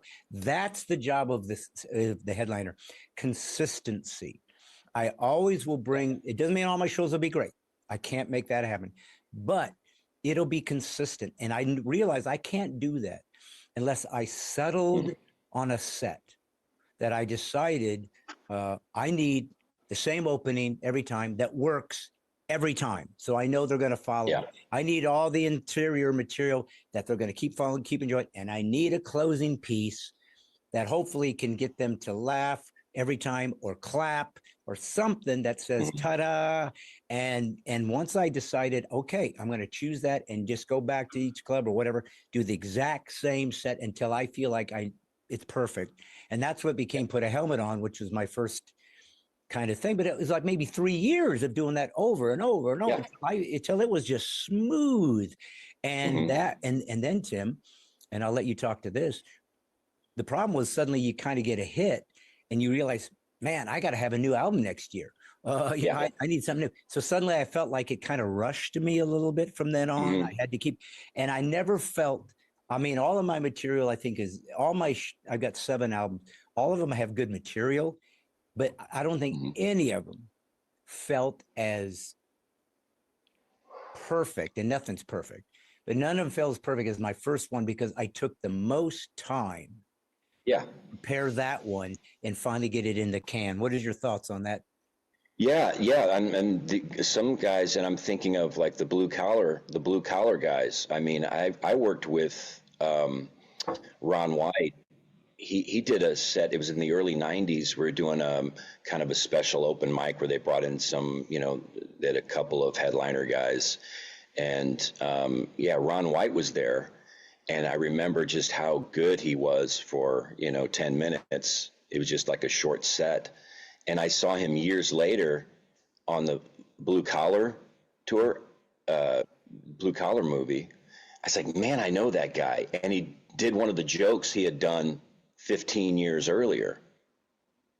And I think with these guys, they're just road dogs, and they're grinding it out year after year for this is their act. This is their act. This is their 45. And then once they hit it, like you said, a year later, they want a new hour. Yeah. Okay. Well, how do you do that? Well, a lot of them get writers. Mm-hmm. A lot of them, and what happens is, I think people become a caricature of themselves. It's the same energy, and it's the same movements, and it's the same delivery, but you can tell the material it's good, but it's just a little watered down a little bit. Yeah. A little more cussing, like a little more, that's where the shock and the payoff comes from, is a little more crudeness. Yeah. Because, and that's the thing that I kind of feel for guys who work blue, is that when you start to, you do a joke that's as crude as can get, where are you going to go from there? You're going to talk about, like you said, making bread funny. Yeah. You're going to talk about where are you going to go from there? Yeah, there is nowhere to go. And that's one of the blessings of doing a clean style is, can you talk about the, and I'm sorry if I'm rambling here, and I know you had I'm just kind of free-forming thinking here. But can you talk, and you're in a church setting, in a Baptist church, can you talk about sex? Can you talk about drugs? Can you talk about these issues within that format? And it's a really fun challenge. And yes, you can. Yes, you can. You can tell a sex joke, and the kids won't know what you're talking about. Right. But the parents, I love that Jeff Allen bit. He talks about brownies. He and his wife will get some brownies and muffins, and they'll hide them in their room, away from the kids, and they'll be in their room late at night laughing. The kids think we're doing something else. We're just eating brownies and laughing. Yeah. You know what I'm saying? Right. So, yeah, well, my Song of Solomon routine has become quite a classic, and it's deep sexual references regularly, but I only do it for the youth. Anyway, yeah. Well, it's funny you should say that, though, because I would say this, and here's something I think. I don't know how exactly we can broach this level of what I want to talk to you about, but I think it might be interesting, because when I started in comedy in the churches, it was the mid-90s, and I didn't know that I was ever going to do churches. I didn't ever think that was going to be part of it. Now, I was a Christian, and I was doing nightclubs. But so I didn't curse, I didn't do sex jokes, I was trying to be as edgy, clean as I could be. And suddenly when I was brought into the church environment, I remember saying to God, I felt like, it's a long story and I've said it in so many other interviews, but I felt like God was saying, you're going to do churches, you're going to work for my folks. I got something for you to do that's bigger than just laughs. And I remember saying to God, literally, God, I'll go to churches as that's what you're calling me to do, but I don't want to dumb it down. And I felt like he said, well, why do you think I trained you in nightclubs? Because I want you to teach my people to renew their minds that that I come in a lot of packages and a lot of flavors. And sometimes it looks like this. The message of Jesus never changes. The messengers do. And sometimes he doesn't change his message. He changes the the delivery system, because the season has changed in the church, the season has changed in the culture, and you have to come at it from a different angle. And so one of the things I always intentionally did, I think, Tim, was try to go to topics that should have been off limits to Christians in the church. I have fart jokes, you know, and not like, oh, I'm so proud of fart jokes. It's kind of a crude way to do it. But I always said, even if I'm doing that, can I find that, so it doesn't just sound crude, but is there a sophisticated way to even talk about that doesn't sound just gratuitous? I've talked about, I'm trying to think of offhand, but I have talked about language or curse words or things along that. I tried to find topics that typically would have been considered off limits. Not so I could get away with something, but to teach people something. It's kind of like a parable that Jesus said, I'm going to do this joke about this, and then I'm going to tell you why I did a joke about this. So that's what my whole show became, a ministry, in that I was trying to teach Christian worldview through so everything got changed in my show. I'm no longer a comic. I'm a minister for Christ, and the flavor happens to be comedy. So when you brought up this idea of sexual things in the church or whatever, were you ever sort of actually seen if you could pull that off? Or did you, something felt funny to you and said, you know what, I'm going to do this because I think it's funny and I think my people can handle it? Yeah, I don't really go into what's the word? Like, I don't talk a lot of theological stuff, a lot of doctrine. I don't really more of my comedy, my material came from the things that people do. I figure if it's like a human's attempt to be religious or to be good, or the things we do in church, that's fair game. You know, that's kind of, it's more of our attempts to live out this faith, this life, you know, doing a bit about how different people's hand raises look like they're doing something else. Why do we have so many hand sanitizers? Why they're, you know, like now I'm going to churches and it's like they have like 10, 11 ways to give. And I have an idea I thought about, kind of a joke would be how church is too digital, you know. Like if you want to accept Christ, just take a photo of this Squarespace and we'll send you a confirmation on your salvation or something. Right. Yeah. So I don't, you know, you got to be smart with it too. Cause even if it's good and it's funny, if you're, if you do a bit that one person I've done a bit, you know, like if you do a bit in front of thousands of people and one person comes to you with a problem, then it's their problem. Right. But if you get several that like, okay, this joke you're doing, it's just a little, then I'll look at it. And do I need to make changes or cut it from the show or just do it in a different way? Yeah. But you gotta be smart. I mean, you know, I don't want to be pushed. I don't really want to make people uncomfortable or things like that. But, you know, I guess as Christians, you know, Jesus, he made a lot of people uncomfortable. Yeah. And if it's a bit that I do that some people have a problem with, I guess the funnier it is, I don't know. I have no morals. I have no standards, I guess.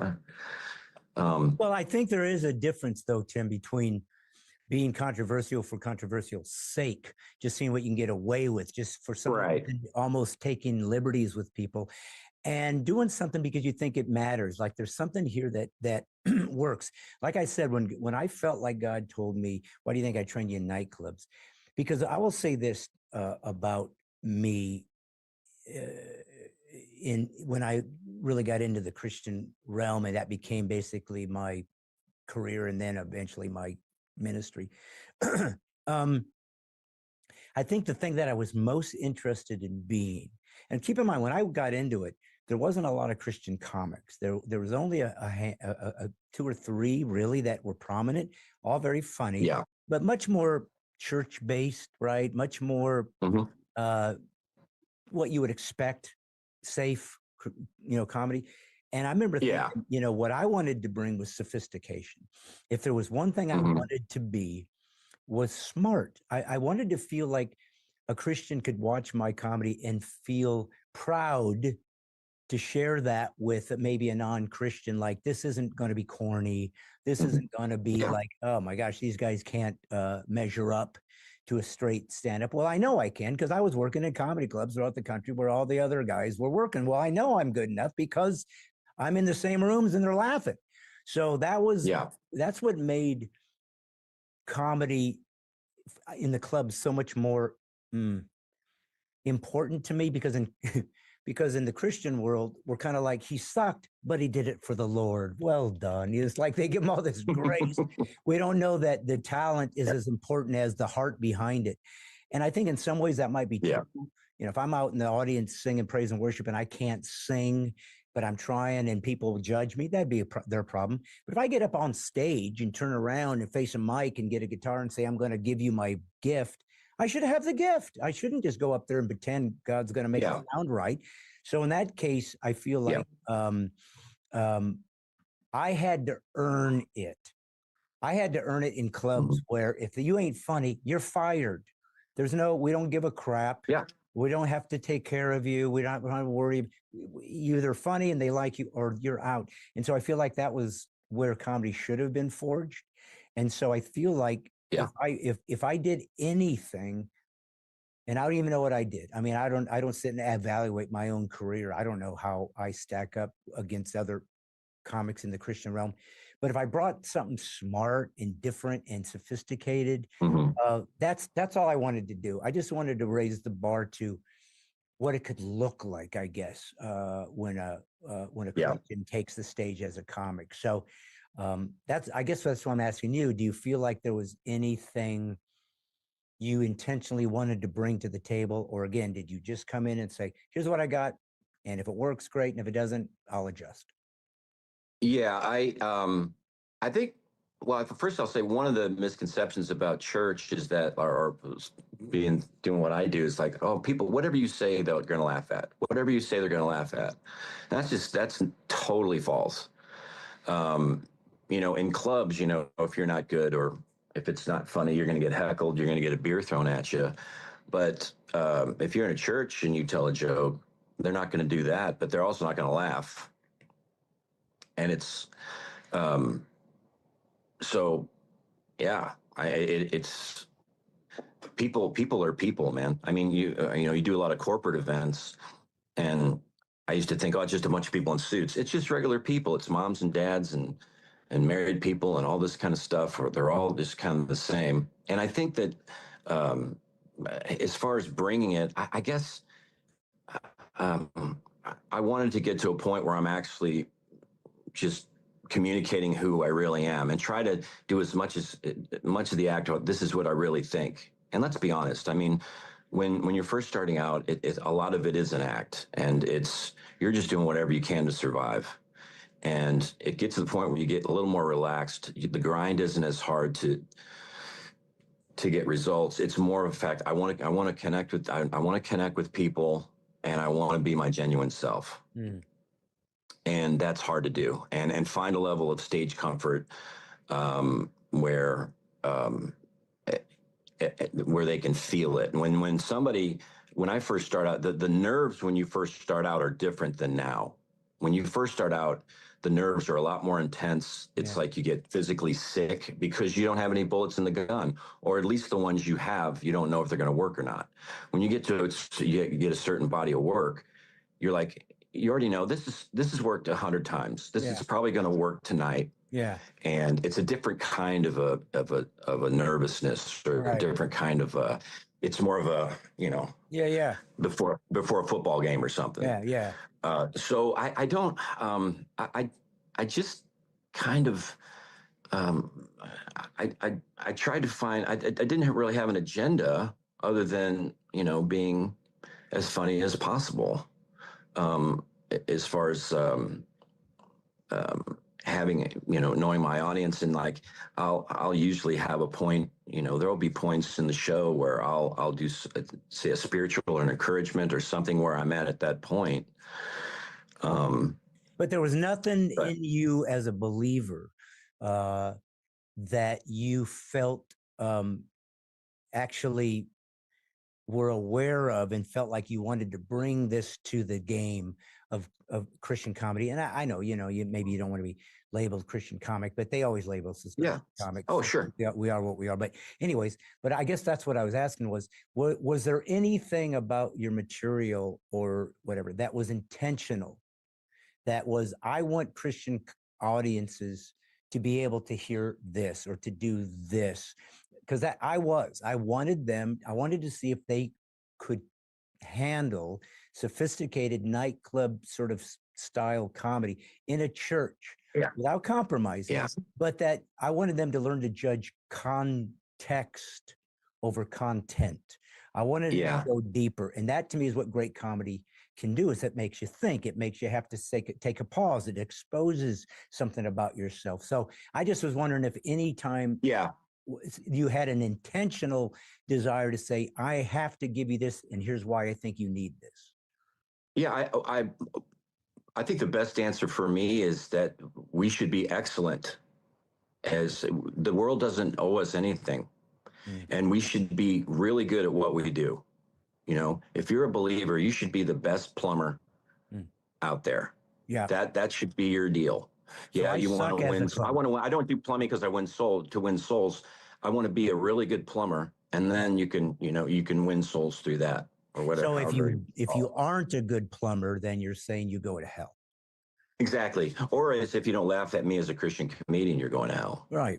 That's Christian comedy. Except in 2017, where you were miserable to be around. You were miserable then, but we didn't want to. I was a miserable bum. Do you have? And this is a question that everybody asks comics. So typically, I wouldn't ask this, but I'm curious because I've never thought about it from comic to comic. Was there any comics? And it's, by the way, you can't be a professional comic and not be influenced by somebody else. Sure. That's how it's like trying to be a musician, not being influenced by the Beatles. It's ridiculous. But was there any particular comics, mainstream or Christian, I don't know, that you did get some inspiration from, that you felt this kind of is something I could incorporate? You're still going to make it your own. You're not going to be, but was there any people you can recall that kind of helped encourage you to say, oh yeah, I guess I can go this direction? That guy showed me. Yes. Yeah. I mean, well, Seinfeld came to our college. I went to University of Missouri. He came and did a show at the student union in college. And it's like this alien came out of outer space and just delivered this thing. And I knew what comedy was, not live comedy. I'd never been to a live show, really. And that when I saw that, that it just, okay, there's something there. I don't know what it is, but my gosh, this is awesome. And the biggest influence is Brian Regan. I mean, by far, just seeing him live in Dallas at the Improv. And I was watching Brian, and at one point in the show, I didn't realize that, but my hands were like this. My hands were just straight up, like, and I didn't even know. I was just like I found something. Somebody can be this funny in this style. Yeah. And I don't know. It's not that I wanted fame or I wanted to be like. It's just like I want to be a part of that. I want to do that. Yeah. That's what I want to do. And that's what's really fun about comedy. There's no manual for it. There's no school Hogwarts for comedy. Right. You just go and find a crowd of people and figure it out. Well, and when I think, well, that's interesting because I was watching a couple clips of yours recently before we talked, just to kind of refresh my memory a bit. And I don't go around because I got to be honest, I hate being compared to another comic. I just don't like it. Sure. It's like because you feel like, what are you saying? I don't have my own vibe, my own style. It's like, and Sure. And I will say this: my number one comparison that I've been compared. There's 2 or 3, but that I've heard the most. One. Can I guess? Yeah, please. Was it Dennis Leary? He was the third. He's the number 3rd I've been compared to. I've had the top 3. He'd be the number 3rd. Number 2 would have been maybe Carlin, and number 1 is Robin Williams. Well, that never made sense to me because I feel like I'm not even close to Robin Williams. It doesn't make any sense. But I think it's because my energy. That's the only thing that made sense. Is it's very energetic. Yeah, it's energy. Yeah.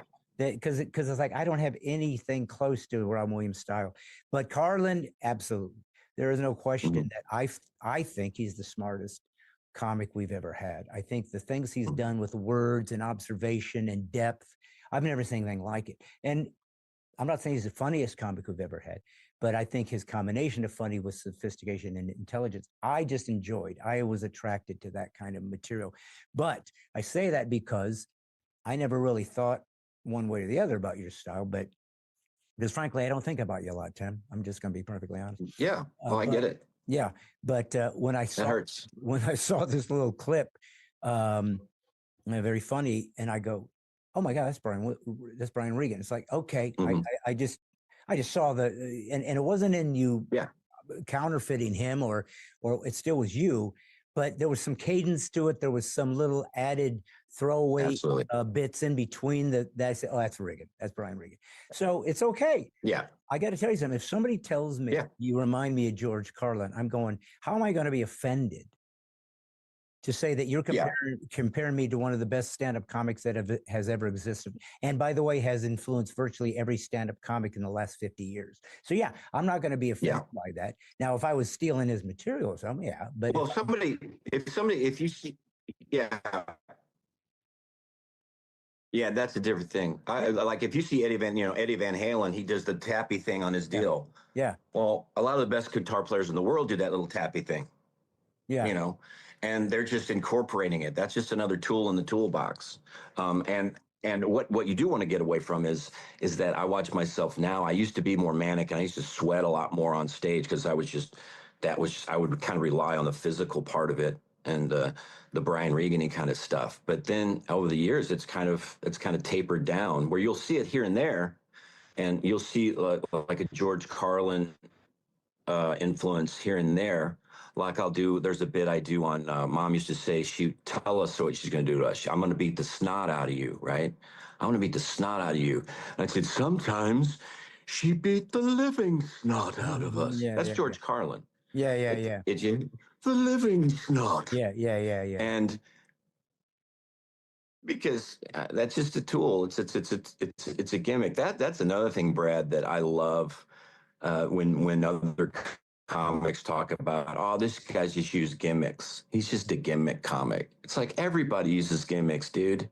Yeah. It's a gimmick is just a way to express a piece of material. Yeah. Like if somebody does a rant style, if they like a Doug Stanhope where you're just ranting, well, the way he's delivering it is funny. Yeah.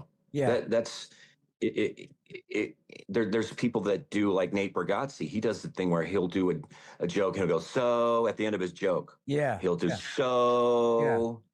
So then I woke up and the front door was gone. So it's almost a trigger. That is a gimmick. That is a tool. That's right.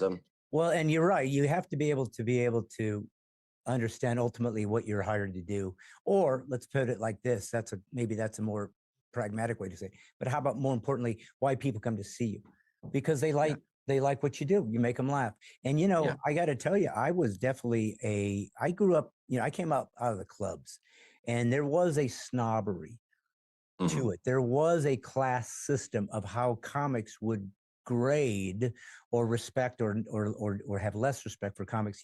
There's the comic guy that was kind of the guy that was really sharp and interesting, and how did he come up with that? And Dave Attell type of guy, I guess, is who I'm thinking of. And then there was kind of the solid stand up, the what's his name, Jay Leno, just great stand up, and Regan, and then it would start like gradating, like then there's that comedy juggler, and then there's the comedy ventriloquist, and then there's the magician or whatever. And it was sort of like a class system of, oh, yeah, you're not really a stand-up because you got this prop, you got this thing. And I thought that about ventriloquists, to be honest with you. And then I worked with Jeff Dunham, and I'm like going, holy crap, this guy's killing it. What are you going to say? That somehow it's less funny because he has this and then I realized all a ventriloquist is what used to be a standard in comedy. It was a team. It was Abbott and Costello. It was Abbott and Costello. It was Laurel and Hardy. It was a straight man and a funny guy. That's all they're doing. So how do you take away that genre of comedy, which used to be the go-to for comedy in the 30s and 40s and 50s? So I really had to relearn how to respect everybody's genre, as long as they're funny and they're good and they're not stealing, right? As long as they're doing their thing, then God bless you. Good for you, man. It's hard. Go out and do your best. And I feel like I failed and was very, I don't know. Well, yeah, with Jeff Dunham, I know. You could say anything you want. The guy owns a helicopter. Right. He's doing. If you own a helicopter, then that's a pretty objective thing that he's good at what he does. Yeah. That people love him. It's and like country artists probably look at Garth Brooks and are like, oh, that guy's a hack. That guy's a whatever. Okay, he's sold 100 million albums. I mean, what? You're just. Well, I think the best example of that, and I had to learn this. So again, I'm revealing my own insecurities or weirdness. Is Carrot Top, because that guy has been a punchline for some reason for stand-ups for years and years. Meanwhile, he's had a residency for 20-something years in Vegas, and who knows how many multi-millions of dollars that guy has made. And if you ever hear him interviewed, very, very nice guy, pretty humble, regular dude. And if you really stop and look at his material, it's pretty funny. He's a pretty dang funny guy. It's just that you got to get past the props, because that's usually what you see. If you see him doing a bit, is the prop. He's doing 5 minutes or something. You like that. And you go, it's just kind of that. But he's got a lot of stand-up too, straight stand-up, just like Gallagher. Gallagher was really funny stand-up comic, but he just added these other pieces. So that was another kind of revelation to me, is how good this guy was. And I didn't give him credit because I just saw these silly little props. Totally. Would you want to follow? I wouldn't want to follow Carrot Top. No. No, that would be rough. And another thing too is, because comedians, we see we get to that envy stage where it's a zero-sum game, where the guy is up on stage killing it. It's like, they're taking my laughs. Yeah, that's the thought. Oh, those are laughs. I want those laughs. Yeah. And wow, what a horrible place to be. Yeah. And when we talk about, if you want to talk about Christian comedy, I think a lot of it has to do with off stage. It's like, whether you're a Christian or not, when you're helping one another, when some of the funnest, most fun times after a show when I work with other comics is working on their bits, or like, okay, I've got this idea, and it's just like, I got to give it to Johnny W, or I got to call Smiley and give, this is something that I heard his sack the other night, a tagline or something like that would really be a nice little button on that bit. That's fun. I got to do some writing for Larry the Cable Guy last year for his special, and that was just as fun as writing my own stuff. Just working with other people, because you know, a lot of comedy is a lot of times it's just an individual business. It's very lonely.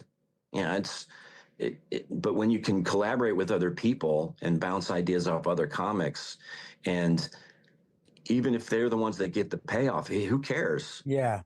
Were you able to get? Or were you able to get any of your bits into the? Yeah, there's like he's like 6 ideas. No, great. And it was just it was so much fun. You know, Anita Renfro. Yeah. You know, this is several years ago, but she had this song she was doing, and it wasn't really working out. So she gave me the idea, and it ended up being a closer song for me, because it just worked as a man delivering the idea. And then same thing, I was walking through a Walmart, and I thought of an idea. It was the Carrie Underwood song "Before He Cheats," and I was thinking before I eat. Maybe next time I think before I eat. You know, that idea. So I left a message. I said, okay, Anita, this is your next song. And this is kind of the idea. Like a year later, I walked in on her at a convention, and she had the whole video. She did that. It was like her big song. It was like it was awesome. Yeah. It was awesome. And I think that is really ultimately the key to probably to really good art. I think the older you get and the longer you do it, the less you take yourself seriously. I think you realize, listen, I've been fortunate. I did the work. I worked hard. It's not like this was handed to me, but these people that get too famous, too young, take it seriously. They believe they're hype. Mm-hmm.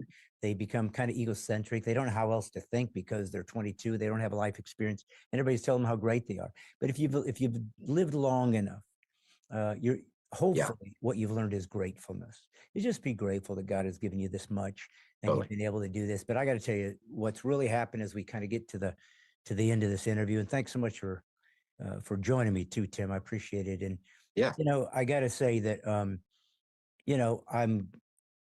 I'm grateful for guys like you that are representing Christ in a way that is honorable, because you're being the best you can be, and that's really the key. That people can't ignore. That's one of the quotes I've used for years, but it was a Steve Martin quote: "Get so good they can't ignore you." There comes a point where you may not like it, whatever you want to think or do, but the guy's good, you can't ignore it. So that's important. But I think for me, where it all kind of changed was how I realized that my purpose in life, my gift, isn't comedy.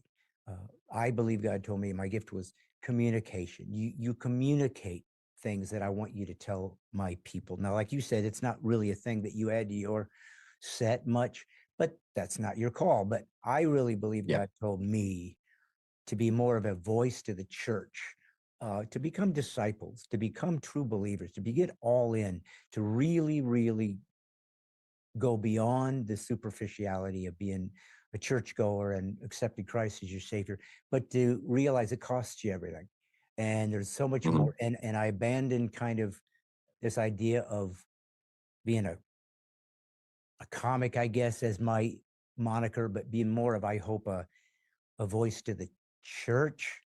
And I didn't, and it changed everything. Obviously, I'm just not the same guy. And it's really brought me to a humbling place. I don't know what God has in store for me, but I pray that ultimately what I'm doing is bringing people to a closer either walk with Christ or coming to see him in the first place. So I guess ultimately, as we kind of come to the end of this, tell me a bit about your perspective as a believer, as a man of faith, what that means to you, what you feel your purpose and obligation is to the human community when it comes to being a Christ follower. How does that play out in your life? Yeah, well, I think the main thing is that Christianity is not a system. It's not a self-help program. It's a person. It's the actual person of Christ. He says, he doesn't say this is the way. He says, I am the way. I am the truth. I am the light.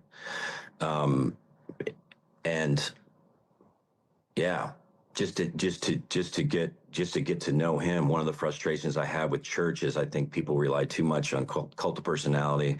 They rely too much on pastors, on other things. It's just something. It's just a supplement to their life. It's not the core of their life, of who they are, because life is a vapor, fire and paper, and if we weren't here, the world would go on just fine without us. I think. And I feel like I'm talking in cliches, but yeah, you go to the top of the mountain, not to be seen, but to see, and to, if I can encourage anybody that God is a wondrous thing. God is wondrous, and stop trying and get away from religious thought, get away from systems, and get away from this idea that God is a supplement. He's going to fix a few dents in your fender and make your life better. You don't know what's going to happen. We have there's no certainty, believer or not. And the faster you can get to a place of trust where things happen. I mean, there's things happen in my life. It's been a really hard year. 2025 was the hardest year of my life. How so? And I'm not, well, it's just with this physical issues in my family and things like that, where you just don't know what's going to happen. You don't have certainty on it. And with you personally, or just with family members. Oh, okay. And yeah, it's not been fun. And then trying to try and be a comedian in that Yes. That context. Oh man. In that context, it brings you to a different place that you're not comfortable, but that's where God hangs out. Amen. God hangs out in the uncomfortable and in the pain, and in suffering, and then where the physical body breaks down, but the rubber hits the road, bro. Well, let me ask you this. And now what? Is there I just believe in transparency as a believer. I really do. When I started praying to God with specifics, it kind of changes things. People say like, oh, bless this guy. It's like, what do you mean? Who says that? Bless him. Hey, bless this, bring this guy this financial help. Be specific. Yeah. Talk to God like he's, and also, Tim, be honest. Because if you're trying to use proper Christianese to talk to God, like, oh, I love you and I care about you, instead of saying, you know what, Lord, I don't even know if you're here right now. I got to be honest. Exactly. You are really, I just feel like you have abandoned me. You have hurt me. I would never treat my son like this. I don't know what's going on, but if this is who you are, I don't know what I signed up for. Now, why do I say that? Because if that's how you're feeling, he knows. So why pretend like I can fool you in my prayer that things are great? Can't fool him. So why not say, Father, right now, I don't know where you are. When you look back at life as a believer, any regrets, anything you do differently, any perspective that you now have after these long years? And I think you kind of alluded to it. And sometimes we get to the end, or at least towards the last parts, and it's not quite as sweet. It's not quite as simple as we thought it was going to be. And it almost throws us for a loop. Like, wait a minute, I didn't sign up for this. What is happening? And I'm only saying this, Tim, to maybe give some hope to somebody out there who's struggling. Tell me about that. Yeah. Well, yeah. I'll give an example. It kind of changed my prayer life. A while back, I got some new golf clubs, and I was laying down to go to sleep. I was like, well, I was going to pray. And then I was like, after I'm going to pray, I'm going to think about these golf clubs and how fun it is and different shots I was going to take. It sounds weird. Golfers know what I'm talking about. And so this thought came to me. It's like, tell God about your golf clubs. And so I just started talking to God about, God, I'm really, I'm excited about this. I'm looking forward to using them or whatever it was. And I kind of think that's what it's all about. It's getting him involved. And like you said, you tell him, like, God, what's going on here? What do I do? A lot of my prayers now are just, what are we going to do? What do we do? Yeah. I don't know. I don't know what to do. And and I'm not saying it's even right now, I can't wrap it in a nice little package, nice little bow, and everything is just going to fade away into bliss. It's there are catastrophic things that happen in life. There are, when you're in it, because we get people telling us all the time, like we are talking about before, like people are going through, cancer or whatever it is, leukemia, things like that. And we do our best. Oh, but man, bless you, man. That's really, but it's still kind of, you're not really connected to it. You're not in it. When you're in it, it's a totally different ball game. Well, that's it. And, I really find that to be, honestly, the struggle, Tim. It's like we want to amen somebody's courage. We want to hallelujah somebody overcoming adversity. What we don't want is a turn. And guess what? We all get a turn. We all get a turn. We all get a turn to be Jesus. We get a turn to be on the cross. We get a turn to suffer. And nobody teaches us that in American Christianity. Nobody teaches that we're supposed to share in his suffering. Nobody teaches us that sometimes God will, the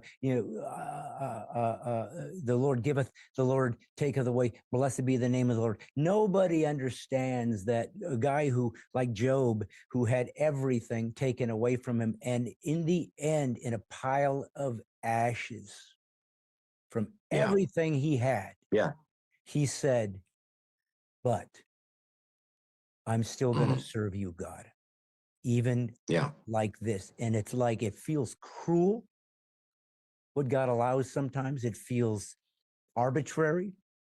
It feels like a betrayal towards us when we thought we were giving him everything. We thought the least you can do is usher me into the end with some peace and simpleness and a full bank account.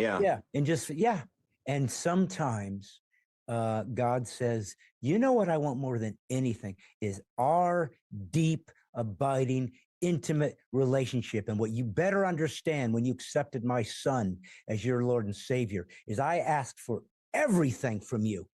And anything that gets in the way of that, your family, your clothes, your home, your money, anything that you begin to worship that you think was just simply my blessing to you, I will remove it if that's what's necessary, because I am a good, loving, giving Father, but I'm a stern one too.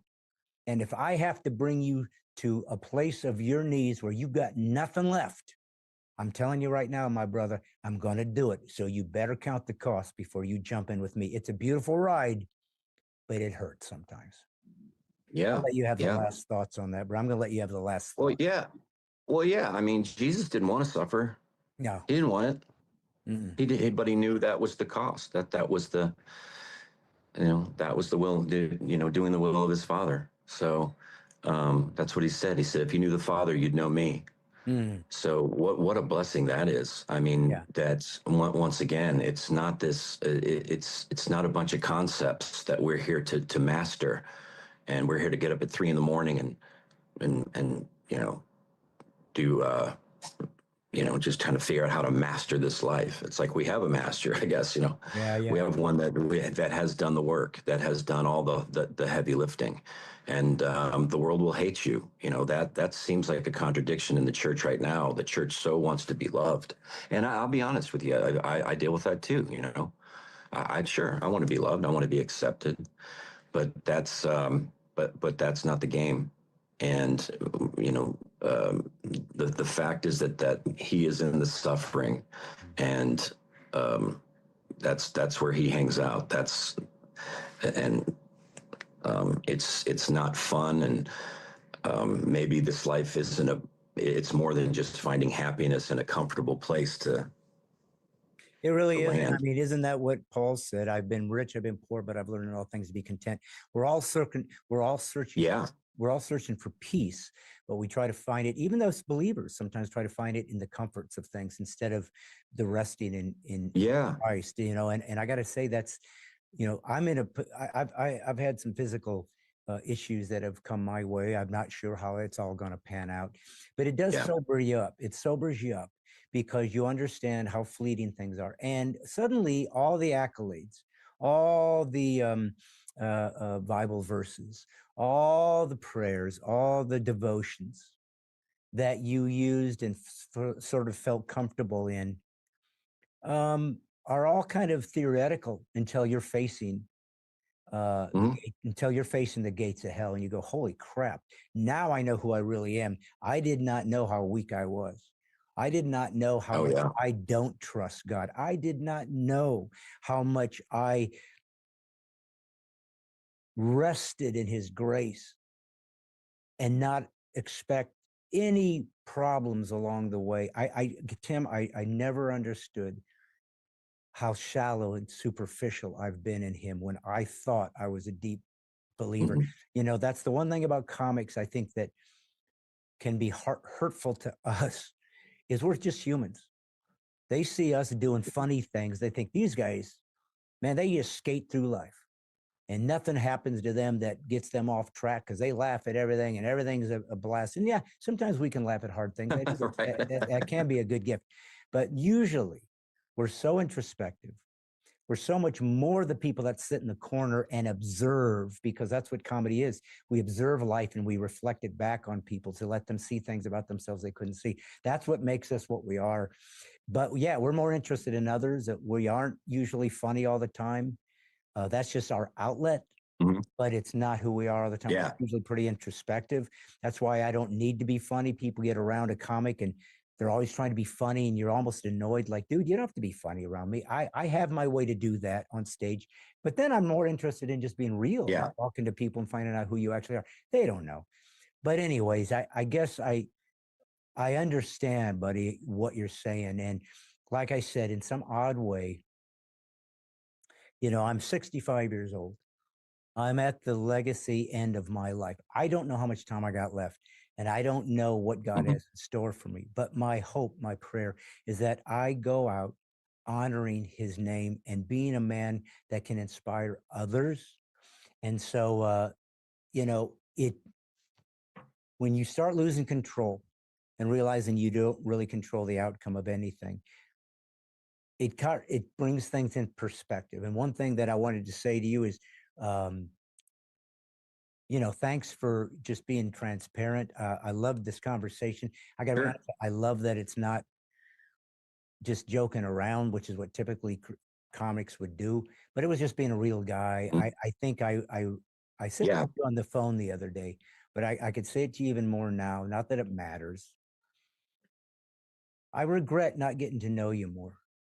I think you're a really interesting guy, and I love your heart and your thoughts. And I think I would have loved to have become more of a friend, because I think I could have used a lot of things you have to bring to the table, because of just watching your life. But anyways, that being said, I'm going to say this. I don't know what your perspective is as to what you said you were struggling with, and it's kind of none of my business if you didn't feel willing to share. But I'm going to do this. Father, I'm going to ask you to bring healing, to bring peace, to bring comfort, to bring focus into Tim's life and whatever he's experiencing with his family, that you give him direction. You said, if be anxious for nothing, but at everything with prayer and supplication and thanksgiving, let your requests be known to God, and the peace of God, which passes all understanding, will keep your hearts and mind in Christ Jesus. And you said, trust in God and lean not into your own understanding, but in all your ways acknowledge him.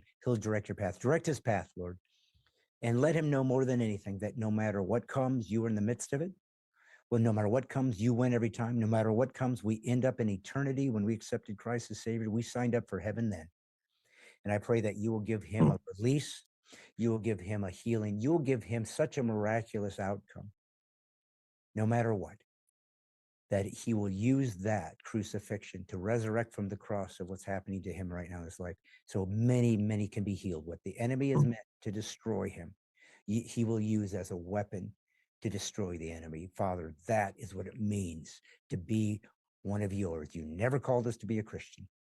You called us to be a disciple. So I can't wait to see and watch what happens in his life. Thank you, Father, for a man of God like him who's run the course. And I pray that it will end exactly as you have determined, and many will be healed from it. In Jesus' name, amen.